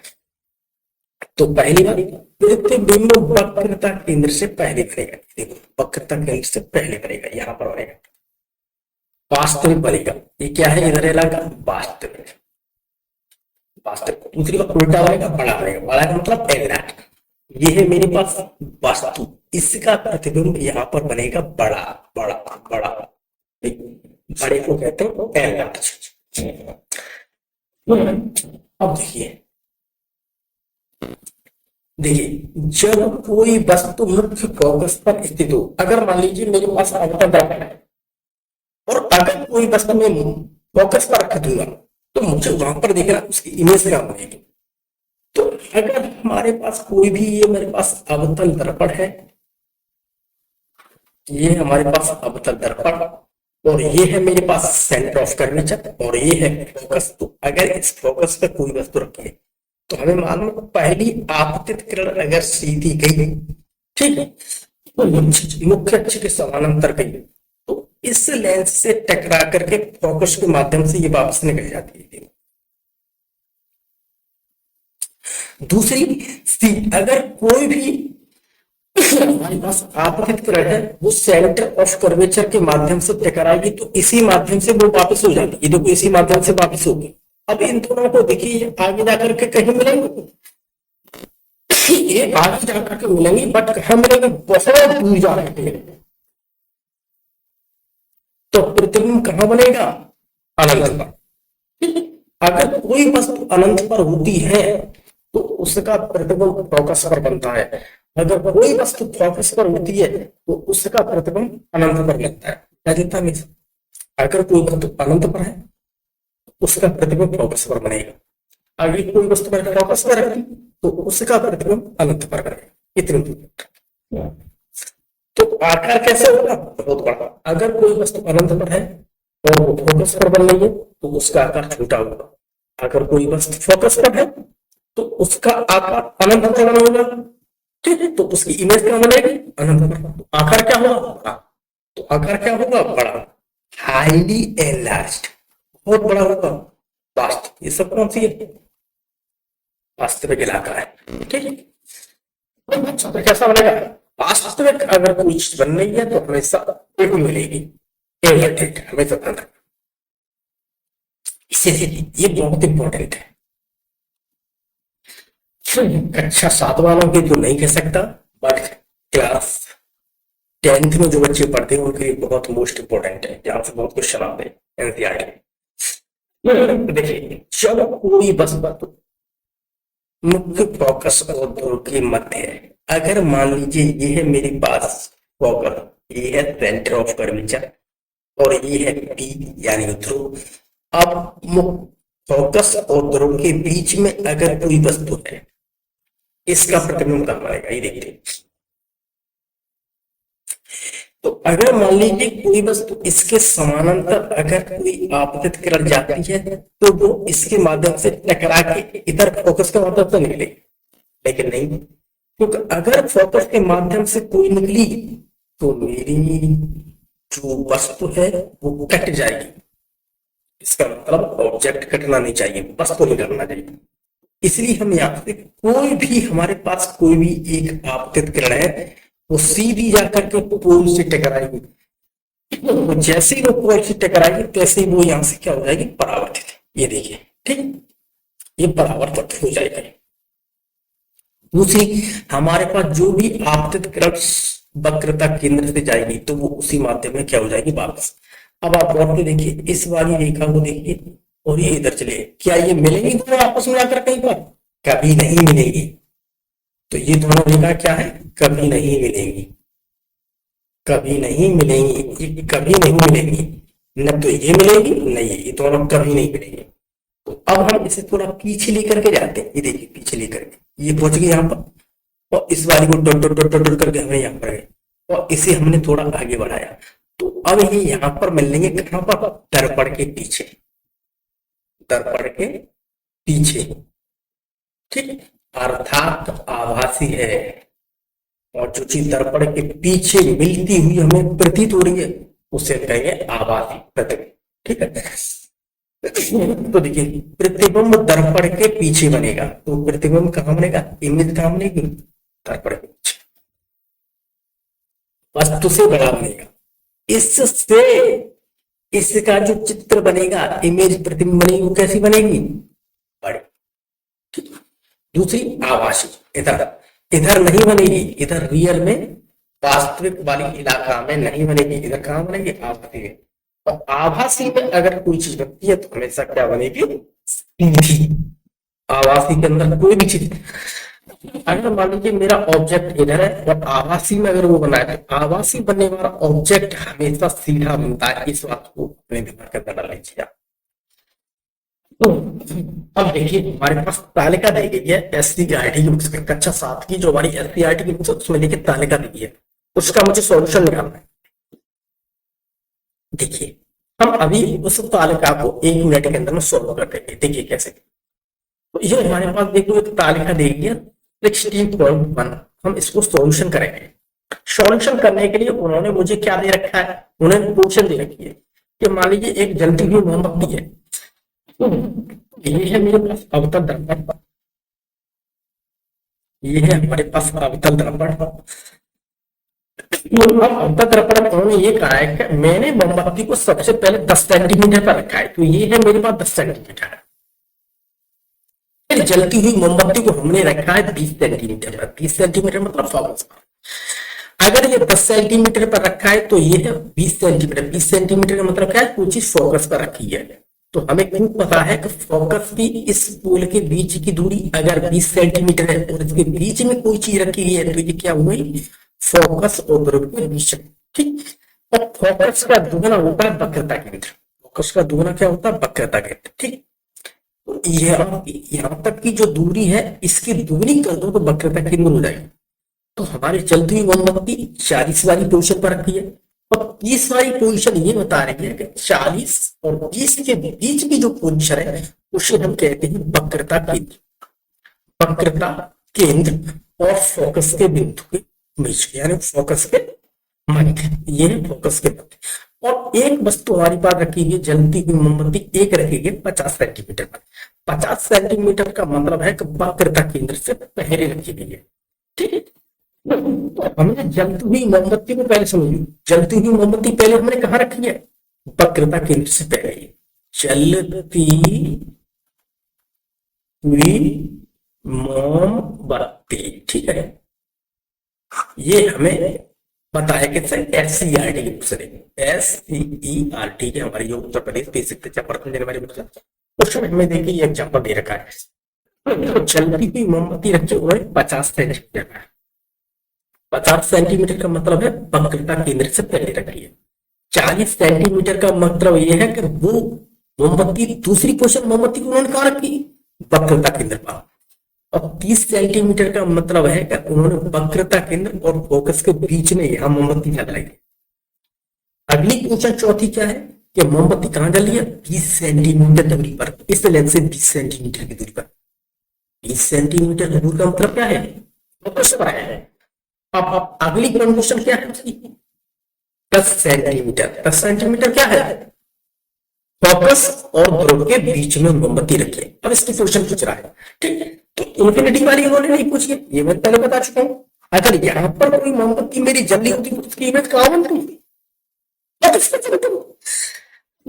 अब हम यहां पर देखते हैं, देखो जलती हुई मोमबत्ती अवतल दर्पण से निम्न दूरी पर रखी हुई है, जिसके निम्नवत इमेज बनेंगे। ये मैंने पूरी टेबल बना रखी है बिल्कुल। अगर कोई वस्तु हमारी 50 सेंटीमीटर पर है, यानी कि मोमबत्ती 50 सेंटीमीटर की दूरी पर जल रही है, तो इसका मतलब ये है कि वो चीज क्या है, वक्रता केंद्र से पहले है। वक्रता केंद्र से पहले मोमबत्ती जल रही है तो उसका आकार होगा छोटा। तो मोमबत्ती जो जल रही है तो उस दर्पण में हम देखेंगे तो उसका आकार हमें कैसा दिखाई देगा, छोटा। और कैसा होगा, उल्टा। लेकिन क्या होगा, वास्तविक। अब इसको अगर हम देखना चाहते हैं तो हम देखिए पिछली स्लाइड पे पहुंच सकते हैं। देखिए हमने यहाँ पर देखिए, और ये हमने किया था, कहाँ किया था हमने, ये है भाई, ये है मोमबत्ती हमारी, ये है मेरे पास सेंटर कर्वेचर, ये पहले बात। अगर मोमबत्ती मेरी यहाँ पर जल रही है तो प्रतिबिंब कहाँ बनेगा, वक्रता केंद्र और फोकस के मध्य। और कैसा होगा, छोटा। कैसा होगा, वास्तविक होगा, छोटा होगा, उल्टा होगा। ये देखिए छोटा होगा, यही देखो इसका रिजल्ट मैंने लिख रखा है, ये देखिए, ये देखिए उल्टा होगा, वास्तविक होगा, छोटा होगा।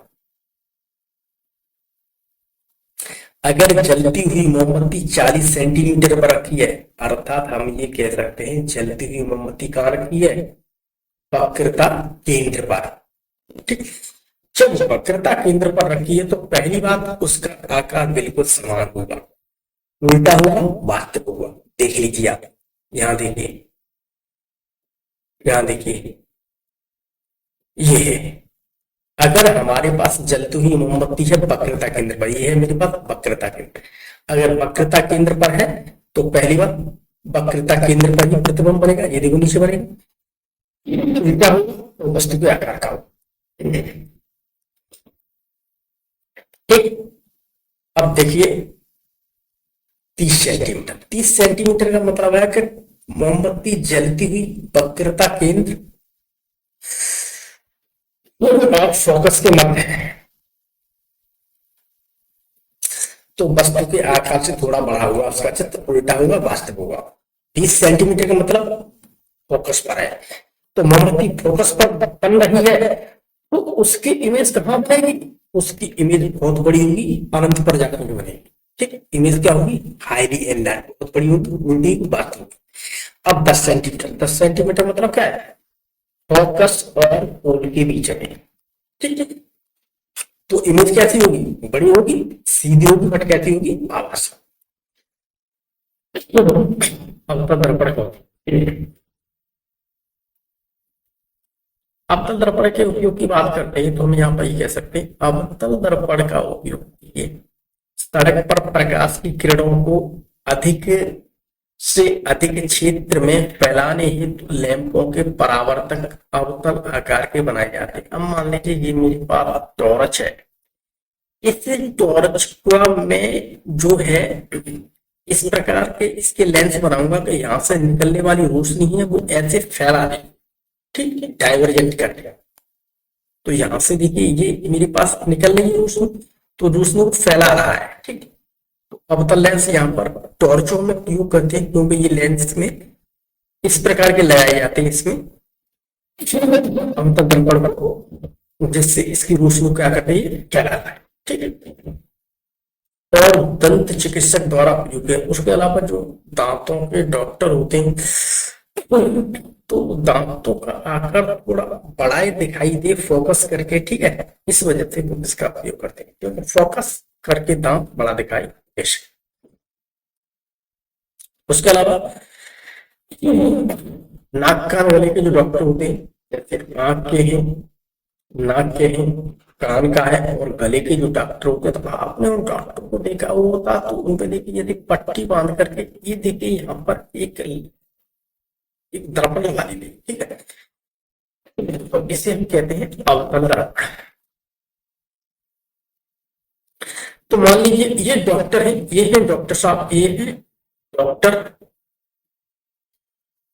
तो ये है डॉक्टर। इस डॉक्टर साहब को देखिए तो ये डॉक्टर साहब इनके मुंह के अंदर देख रहे हैं, तो यहाँ पर देखिए फोकस करके देख रहे हैं, तो इन्हें कुछ न कुछ यहाँ पर बड़ा दिखाई दे रहा है। नाक कान गले के और आंख के जो डॉक्टर होते हैं वो भी इसका प्रयोग करते हैं। उसके अलावा देखिए अवतल दर्पण की या अवतल इमेज को भी या सोलर कुकर में भी यूज कर सकते हैं। यहाँ पर देखिए एक मेरे पास सोलर कुकर बनाया है। अब यहाँ पर जितनी भी देखिए प्रकाश की किरणें आएंगी, सारी किरणें इससे टकराएंगी और टकरा करके इससे परावर्तित होकर इस पर टकरा जाएंगे। ठीक, पहले यहाँ पर आएंगे, इससे परावर्तित होगी तो इससे टकराएंगे, फोकस यहाँ पर करेंगे। सूर्य से आने वाली प्रकाश किरणों को केंद्रित करने के लिए अवतल दर्पण का प्रयोग किया जाता है। अब हम देखते हैं उत्तल दर्पण के बारे में। उत्तल दर्पण द्वारा प्रतिबिंब का बनना, image formation by convex mirror. अब हम बात कर रहे हैं उत्तल दर्पण की। उत्तल दर्पण में देखिए केवल दो ही रखे हैं नियम। जब कोई वस्तु अनंत पर हो, या तो कोई वस्तु हमारी अनंत पर है और या हमारे पास कोई वस्तु अनंत और इस पोल के बीच में कहीं पर है। ठीक, तो पहले हम अनंत का देखते हैं। जब कोई वस्तु अनंत पर है तो ये आ रही है मेरे पास आपतित किरण। ठीक, ये आपतित किरण टकराई और ये वापस हुई। ठीक, तो ये है मेरे पास आपतित किरण और ये है हमारे पास क्या, परावर्तित किरण। ठीक है, अब ये आ गई, ये आ गई, ये आ गई, कौन सी, आपतित किरण।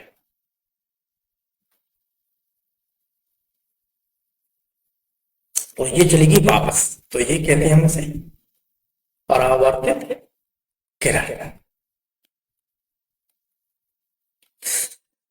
इधर चलेगी परावर्तित होगी किरण। क्या ये किरण इधर कहीं मिल जाएंगी, वास्तविक इलाका में कहीं मिलेंगी, नहीं मिलेंगी।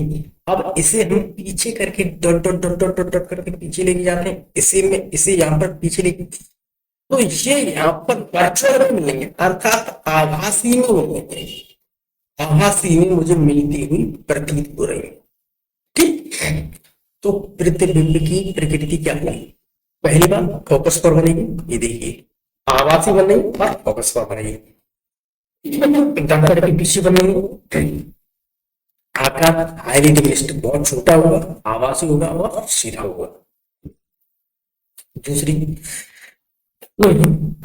अगर कोई वस्तु, जब कोई वस्तु अनंत और ध्रुव के बीच कहीं पर भी स्थित हो, अगर कोई वस्तु इस अनंत की बात करें, अनंत और ध्रुव के बीच चाहे यहां स्थित हो, चाहे यहां स्थित हो, चाहे यहां स्थित हो, चाहे यहां स्थित हो, कहीं पर भी स्थित हो, इसकी इमेज यहीं पर बनेगी। ठीक, इसकी इमेज कहां बनेगी, हमें यहां पर बनेगी फोकस पर। ठीक है, ये है मेरे पास सी। तो मान लीजिए अगर मेरे पास कहीं पर भी है तो हमेशा इसके मुख्य अक्ष के समानांतर जो किरण जाएगी वो परावर्तित होकर के इधर निकल जाएगी। दूसरी किरण को देखिए सेंटर ऑफ कर्वेचर से जा रही है तो इधर की साइड में जाएगी, वो वापस इधर ही निकल आएगी। तो प्रतिबिंब की प्रकृति क्या होगा, ध्रुव और फोकस के मध्य दर्पण के पीछे बनेगा। ये है फोकस और ये है ध्रुव, तो इसके बीच में बनेगा। ठीक है, आकार कैसा होगा, इसका आकार है देखिए थोड़ा बड़ा और इसका आकार है छोटा। ठीक, इसका आकार क्या है, बड़ा, और इसका आकार क्या है, छोटे। डिग्रीज आवासी होगा और सीधा होगा, इससे कहते हैं कैसा, आवासी। आवासी की तरफ अगर कोई भी वस्तु बन रही है तो वो हमेशा सीधी होगी।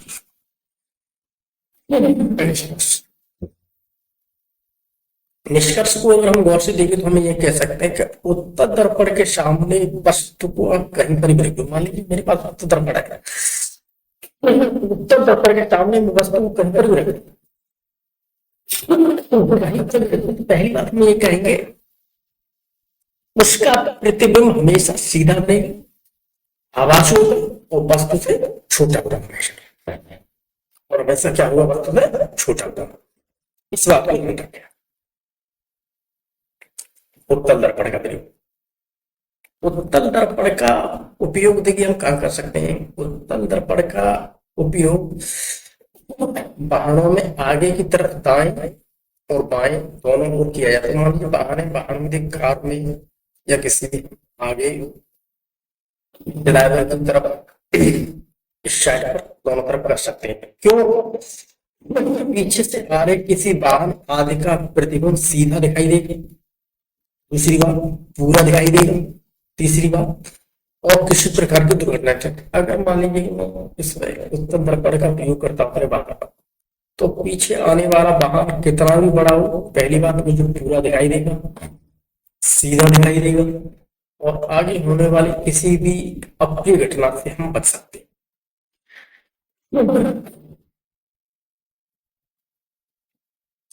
तो कुछ प्रश्नों को हम देख लेते हैं जो हमारे बेसिक शिक्षा परिषद की किताब में है।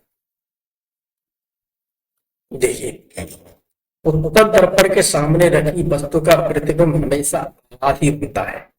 इस बात को हमेशा आभासी बनेगा।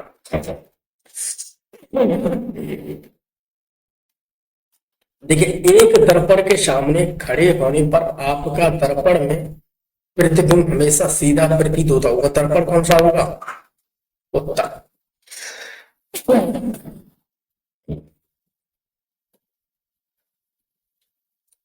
उत्तर होगा, ठीक है। अब देखिए, दूर स्थित किसी ऊंची इमारत की संपूर्ण ऊंचाई जिस दर्पण में देखी जा सकती है वो दर्पण क्या होगा? आपका समतल दर्पण होगा।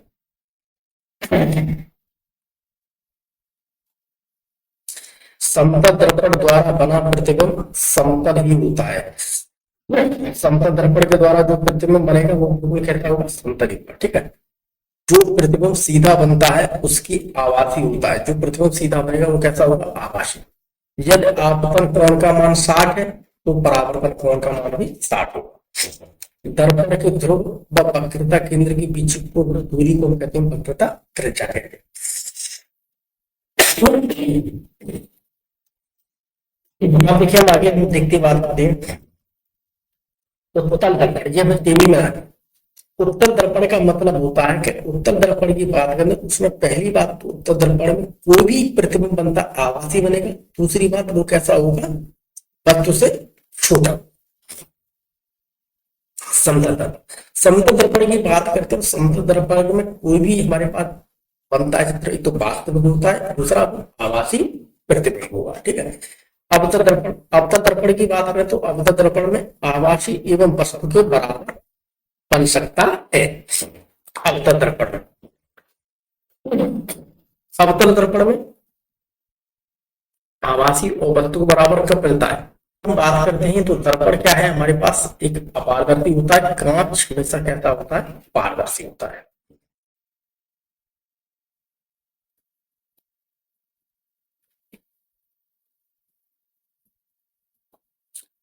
आपतित किरण, परावर्तित किरण तथा अवलंब एक ही तल में नहीं होते। ये बात गलत है, एक ही तल में होते हैं। परावर्तन के नियम से आपतन कोण परावर्तन कोण के बराबर होता है, बिल्कुल सही बात है। परावर्तन का नियम सभी प्रकार के दर्पणों के लिए लागू होता नहीं। परावर्तन का नियम सभी प्रकार के दर्पणों के लिए लागू नहीं होता है। अगर हम मान लो उत्तल दर्पण के लिए कुछ और है, अवतल दर्पण के लिए कुछ और, ठीक है। समतल दर्पण द्वारा बने प्रतिबिंब को पर्दे पर किया जा सकता है? नहीं, समतल दर्पण से कहीं नहीं देख सकते। अवतल दर्पण से कभी आभासी प्रतिबिंब नहीं बनता। गलत। अवतल दर्पण से आभासी प्रतिबिंब बनता है।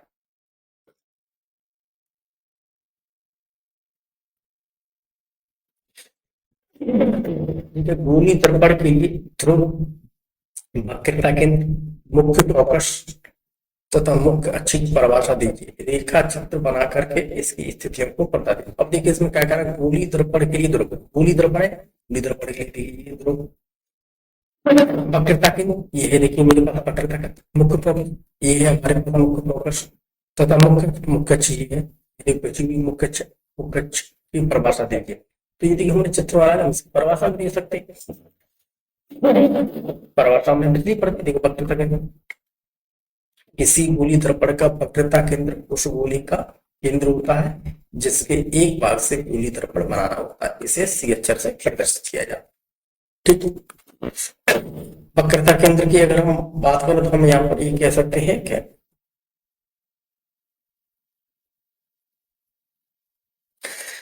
देखिए वक्रता केंद्र और ध्रुव के बीच की दूरी को वक्रता त्रिज्या कहा जाता है। मान लीजिए ये है मेरे पास वक्रता केंद्र और ये है सी और ये इसके बीच की दूरी को हम कहेंगे आर, ये इसको कर्वेचर, ठीक, वक्रता त्रिज्या, इसे हम आर से प्रदर्शित करते हैं। मुख्य अक्ष, मुख्य अक्ष ये है मुख्य अक्ष। वक्रता केंद्र और दर्पण के ध्रुव को मिलाने वाली सीधी रेखा को मुख्य अक्ष कहते हैं। मुख्य फोकस ये है मुख्य फोकस, ठीक है। अवतल दर्पण के मुख्य फोकस के समानांतर आपतित किरणें गोली दर्पण द्वारा परावर्तित होकर मुख्य अक्ष पर जिस बिंदु पर मिलती है या मिलती हुई प्रतीत होती है उस दर्पण को मुख्य फोकस कहते हैं। वास्तविक और आभासी प्रतिबिंब में अंतर क्या है? वास्तविक तथा आभासी प्रतिबिंब अंतर क्या है? देखिए वास्तविक प्रतिबिंब और आभासी प्रतिबिंब यह पर्दे पर प्राप्त किया जा सकता है। वास्तविक की बात करते हैं पर्दे पर प्राप्त हो सकता है, आभासी की बात करते हैं तो इसे पर्दे पर प्राप्त नहीं किया जा सकता है। यह सदैव उल्टा होता है और यह सदैव सीधा होता है।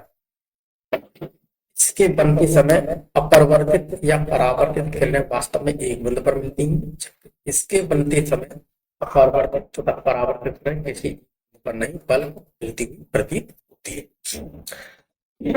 दर्पण उत्तर दर्पण में क्या अंतर है? देखिए अवतल दर्पण और उत्तल दर्पण, अवतल दर्पण की बात करें तो यहाँ प्रतिबिंब सीधा बनता है और हमेशा उल्टा बनता है। ज्यादातर कंडीशन यहाँ पर प्रतिबिंब हमेशा सीधा ही बनेगा, ठीक। सीधे बनने वाले प्रतिबिंब यहाँ पर अगर कोई सीधा प्रतिबिंब बनना है तो वो आभासी होगा, एवं उल्टी वाली बनने वाले जितने प्रतिबिंब होते हैं वो वास्तविक होते हैं इसमें, ठीक है। यहाँ पर आभासी बनने वाले जितने प्रतिबिंब उसके प्रतिबिंब कितने होंगे? ज्यादातर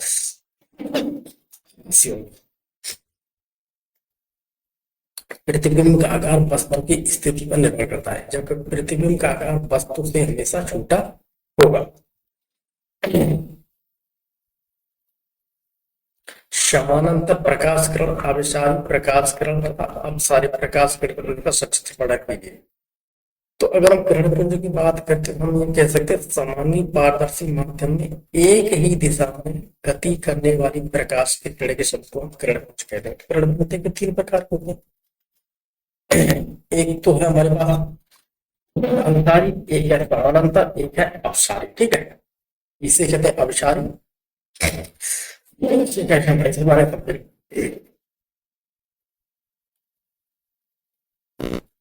समानांतर। जिस प्रकाश किरण पुंज की प्रत्येक किरण समानांतर होती है उसे समानांतर किरण पुंज कहते हैं। जैसे सारी कहती हुई समानांतर। अब सर जिस प्रकाश किरण पुंज की प्रत्येक किरण एक बिंदु पर मिलती है उसे अभिसारी कहते हैं। सारी किरणें आएंगी एक बिंदु पर मिलेंगी, ऐसे करके ऐसे करके। अपसारी डाइवर्जेंट, जिस प्रकाश किरण पुंज की प्रत्येक किरण किसी बिंदु से फैलती हुई प्रतीत होती है उसे अपसारी कहते हैं। अब यहाँ पे कोई भी किरण निकलेंगे ऐसे फैलेंगे, ऐसे फैलेंगे, ऐसे फैलेंगे।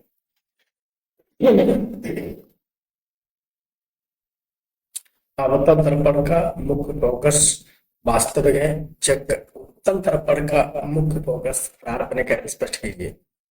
जब दर्पण के पीछे किरणें उत्पन्न होती हैं तो उन्हें बिंदीदार रेखाओं का उपयोग करके संकेत किया जाता है। मान लीजिए कोई मेरे पास दर्पण है, कोई दर्पण है, ठीक है। इस दर्पण के अगर हम पीछे कोई भी इमेज बनाएंगे तो हम उसे ऐसे बिंदियों से, इस प्रकार की बिंदियों से हम उसे प्रदर्शित करते हैं, ठीक है। बिंदीदार रेखा को उपयोग कर संकेत किए जाते हैं। इसका मतलब है कि वे काल्पनिक है, ये काल्पनिक है, अर्थात आभासी। काल्पनिक वाली चीज आभासी है। इसलिए अवतल दर्पण का फोकस वास्तविक है, जबकि उत्तल दर्पण का फोकस काल्पनिक है। अब अवतल दर्पण का फोकस देखिए यहां पर मिलेगा, उत्तल दर्पण की बात करें तो इसका फोकस में अगर कोई जाएंगे तो इसका फोकस मुझे यहाँ पे, इसका में आभासी मिलता है और इसका में वास्तविक।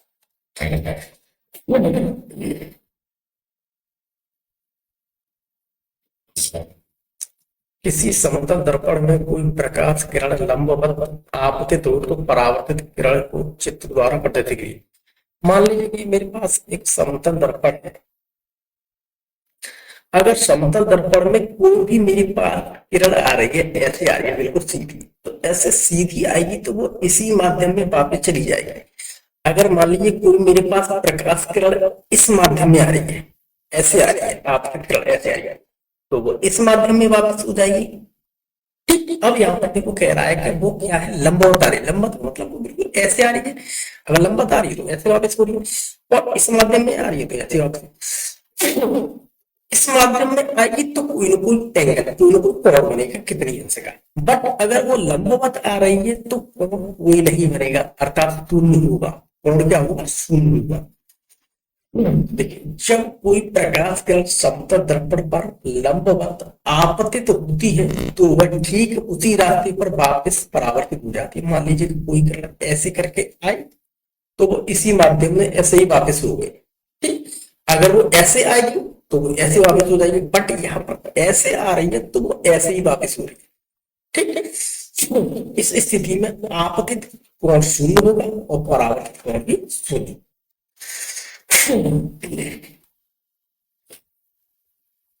निम्नलिखित प्रश्नों के उत्तर दीजिए। उस दर्पण का नाम लिखिए जिससे वस्तु के आकार का आभासी प्रतिबिंब बनता है। आपका दर्पण, उस दर्पण का नाम लिखिए जिससे वस्तु के आकार का आभासी प्रतिबिंब बनता है।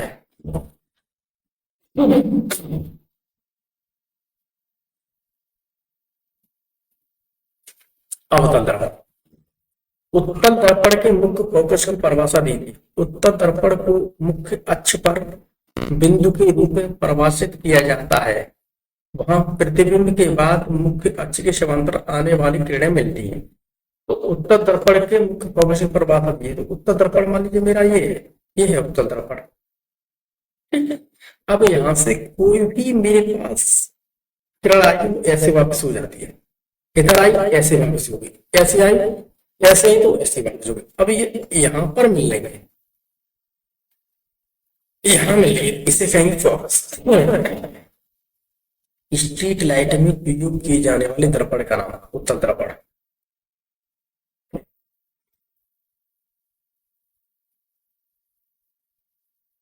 दर्पण के पृष्ठ भाग पर चांदी की कलई की जाती है क्यों? दर्पण का जो पीछे वाला हिस्सा है उस पर हम चांदी की पॉलिश क्यों करते हैं? तो देखिए, दर्पण के पृष्ठ भाग पर यानी पीछे वाले भाग पर, उसके पृष्ठ वाले सरफेस पर चांदी की कलई कर देने पर अंदर की सतह चमकीली दिखाई देने लगती है। मान लीजिए ये है मेरे पास कोई शीशा, या मैं पॉलिश कर दूंगा तो इधर चमकीली हो जाएगी। ठीक, प्रकाश का परावर्तन इसी अंदर वाले चमकदार सतह को, तो प्रकाश का परावर्तन इससे होगा।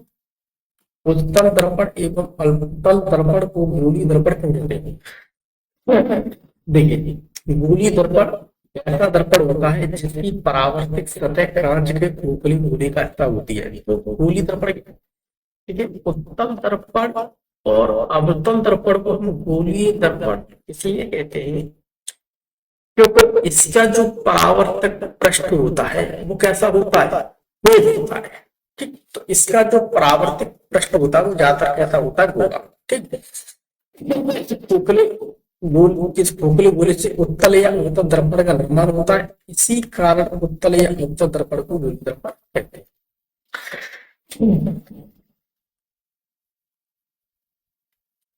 उत्तल दर्पण के मुख्य फोकस की परिभाषा देंगे, इसकी आवश्यक गणना बना के। ठीक है, उत्तल दर्पण के वक्रता केंद्र और ध्रुव के बीच के बिंदु को मुख्य फोकस कहते हैं। इसे अपच्छ द्वारा प्रदत्त किया जाता है।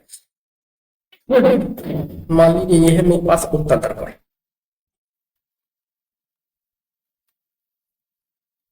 एक कोई किरण में ऐसे वापस, एक कोई किरण ऐसे वापस हुई, एक कोई किरण आई ऐसे वापस हो गई। इसे डॉट डॉट डॉट डॉट करके देखिए, हम ऐसे करके मिलाते हैं, ये बन गया मुख्य फोकस। और जहां पर मुख्य फोकस बनता है उसे हम मुख्य फोकस क्या करते हैं, एफ से प्रदर्शित करते हैं।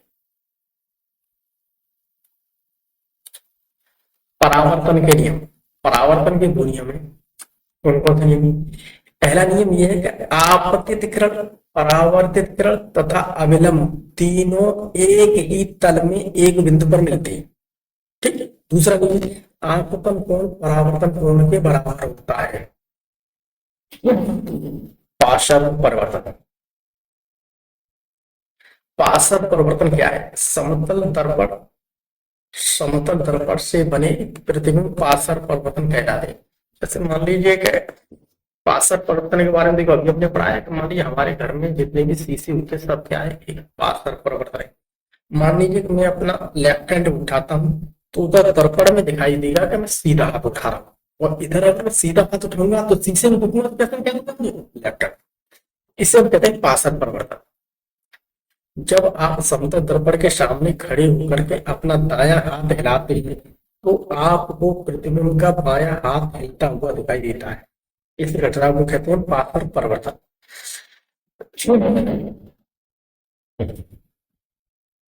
अंग्रेजी वर्णमाला के किन किन अक्षरों के समतल दर्पण द्वारा बने प्रतिबिंबों में पार्श्व परिवर्तन नहीं होता? देखिए अंग्रेजी बहुत से ऐसे अक्षर हैं, ए अक्षर को, ये अक्षर को अगर हम दर्पण में देखेंगे, ठीक है, दर्पण में देखेंगे तो मुझे ऐसा ही दिखाई देगा। एच को अगर हम इस दर्पण में देखेंगे तो मुझे ऐसा ही दिखाई देगा। आई तो इस अक्षर को आप उल्टा या सीधा आप कैसे भी देखिए आपको ये दर्पण में हमें ऐसे दिखाई देते हैं। तो इंग्लिश के ये 11 अक्षर ऐसे हैं जो उल्टे में दिखाई देंगे, जैसे हमको ऐसे ही दिखाई देते हैं, ठीक है। समतल दर्पण में बने प्रतिबिंब का पार्श्व परिवर्तन नहीं होता है। अब देखिए, यदि आपतन कोण का मान 30 अंश है तो परावर्तन कोण का मान क्या है? अरे हमने एक ही बात की है। परावर्तन के दूसरा नियम क्या कहता है? अगर आपतन कोण 30 का है तो परावर्तन कोण भी 30 का होगा। अगर आपतन कोण 15 का है तो परावर्तन कोण भी 15 का होगा। ये परावर्तन का हमारा दूसरा है। आपतन कोण परावर्तन कोण के बराबर होता है, अतः परावर्तन कोण भी इसका ही होगा, इसका ही होगा। तो ऐसे करके हम यहाँ पर ये समझते हैं। ज्यादातर हमने अपनी किताब का ही मटेरियल लिया है जो हमारी बेसिक शिक्षा परिषद में चलती है, ठीक है। तो हमारा यहाँ पर टॉपिक खत्म हुआ।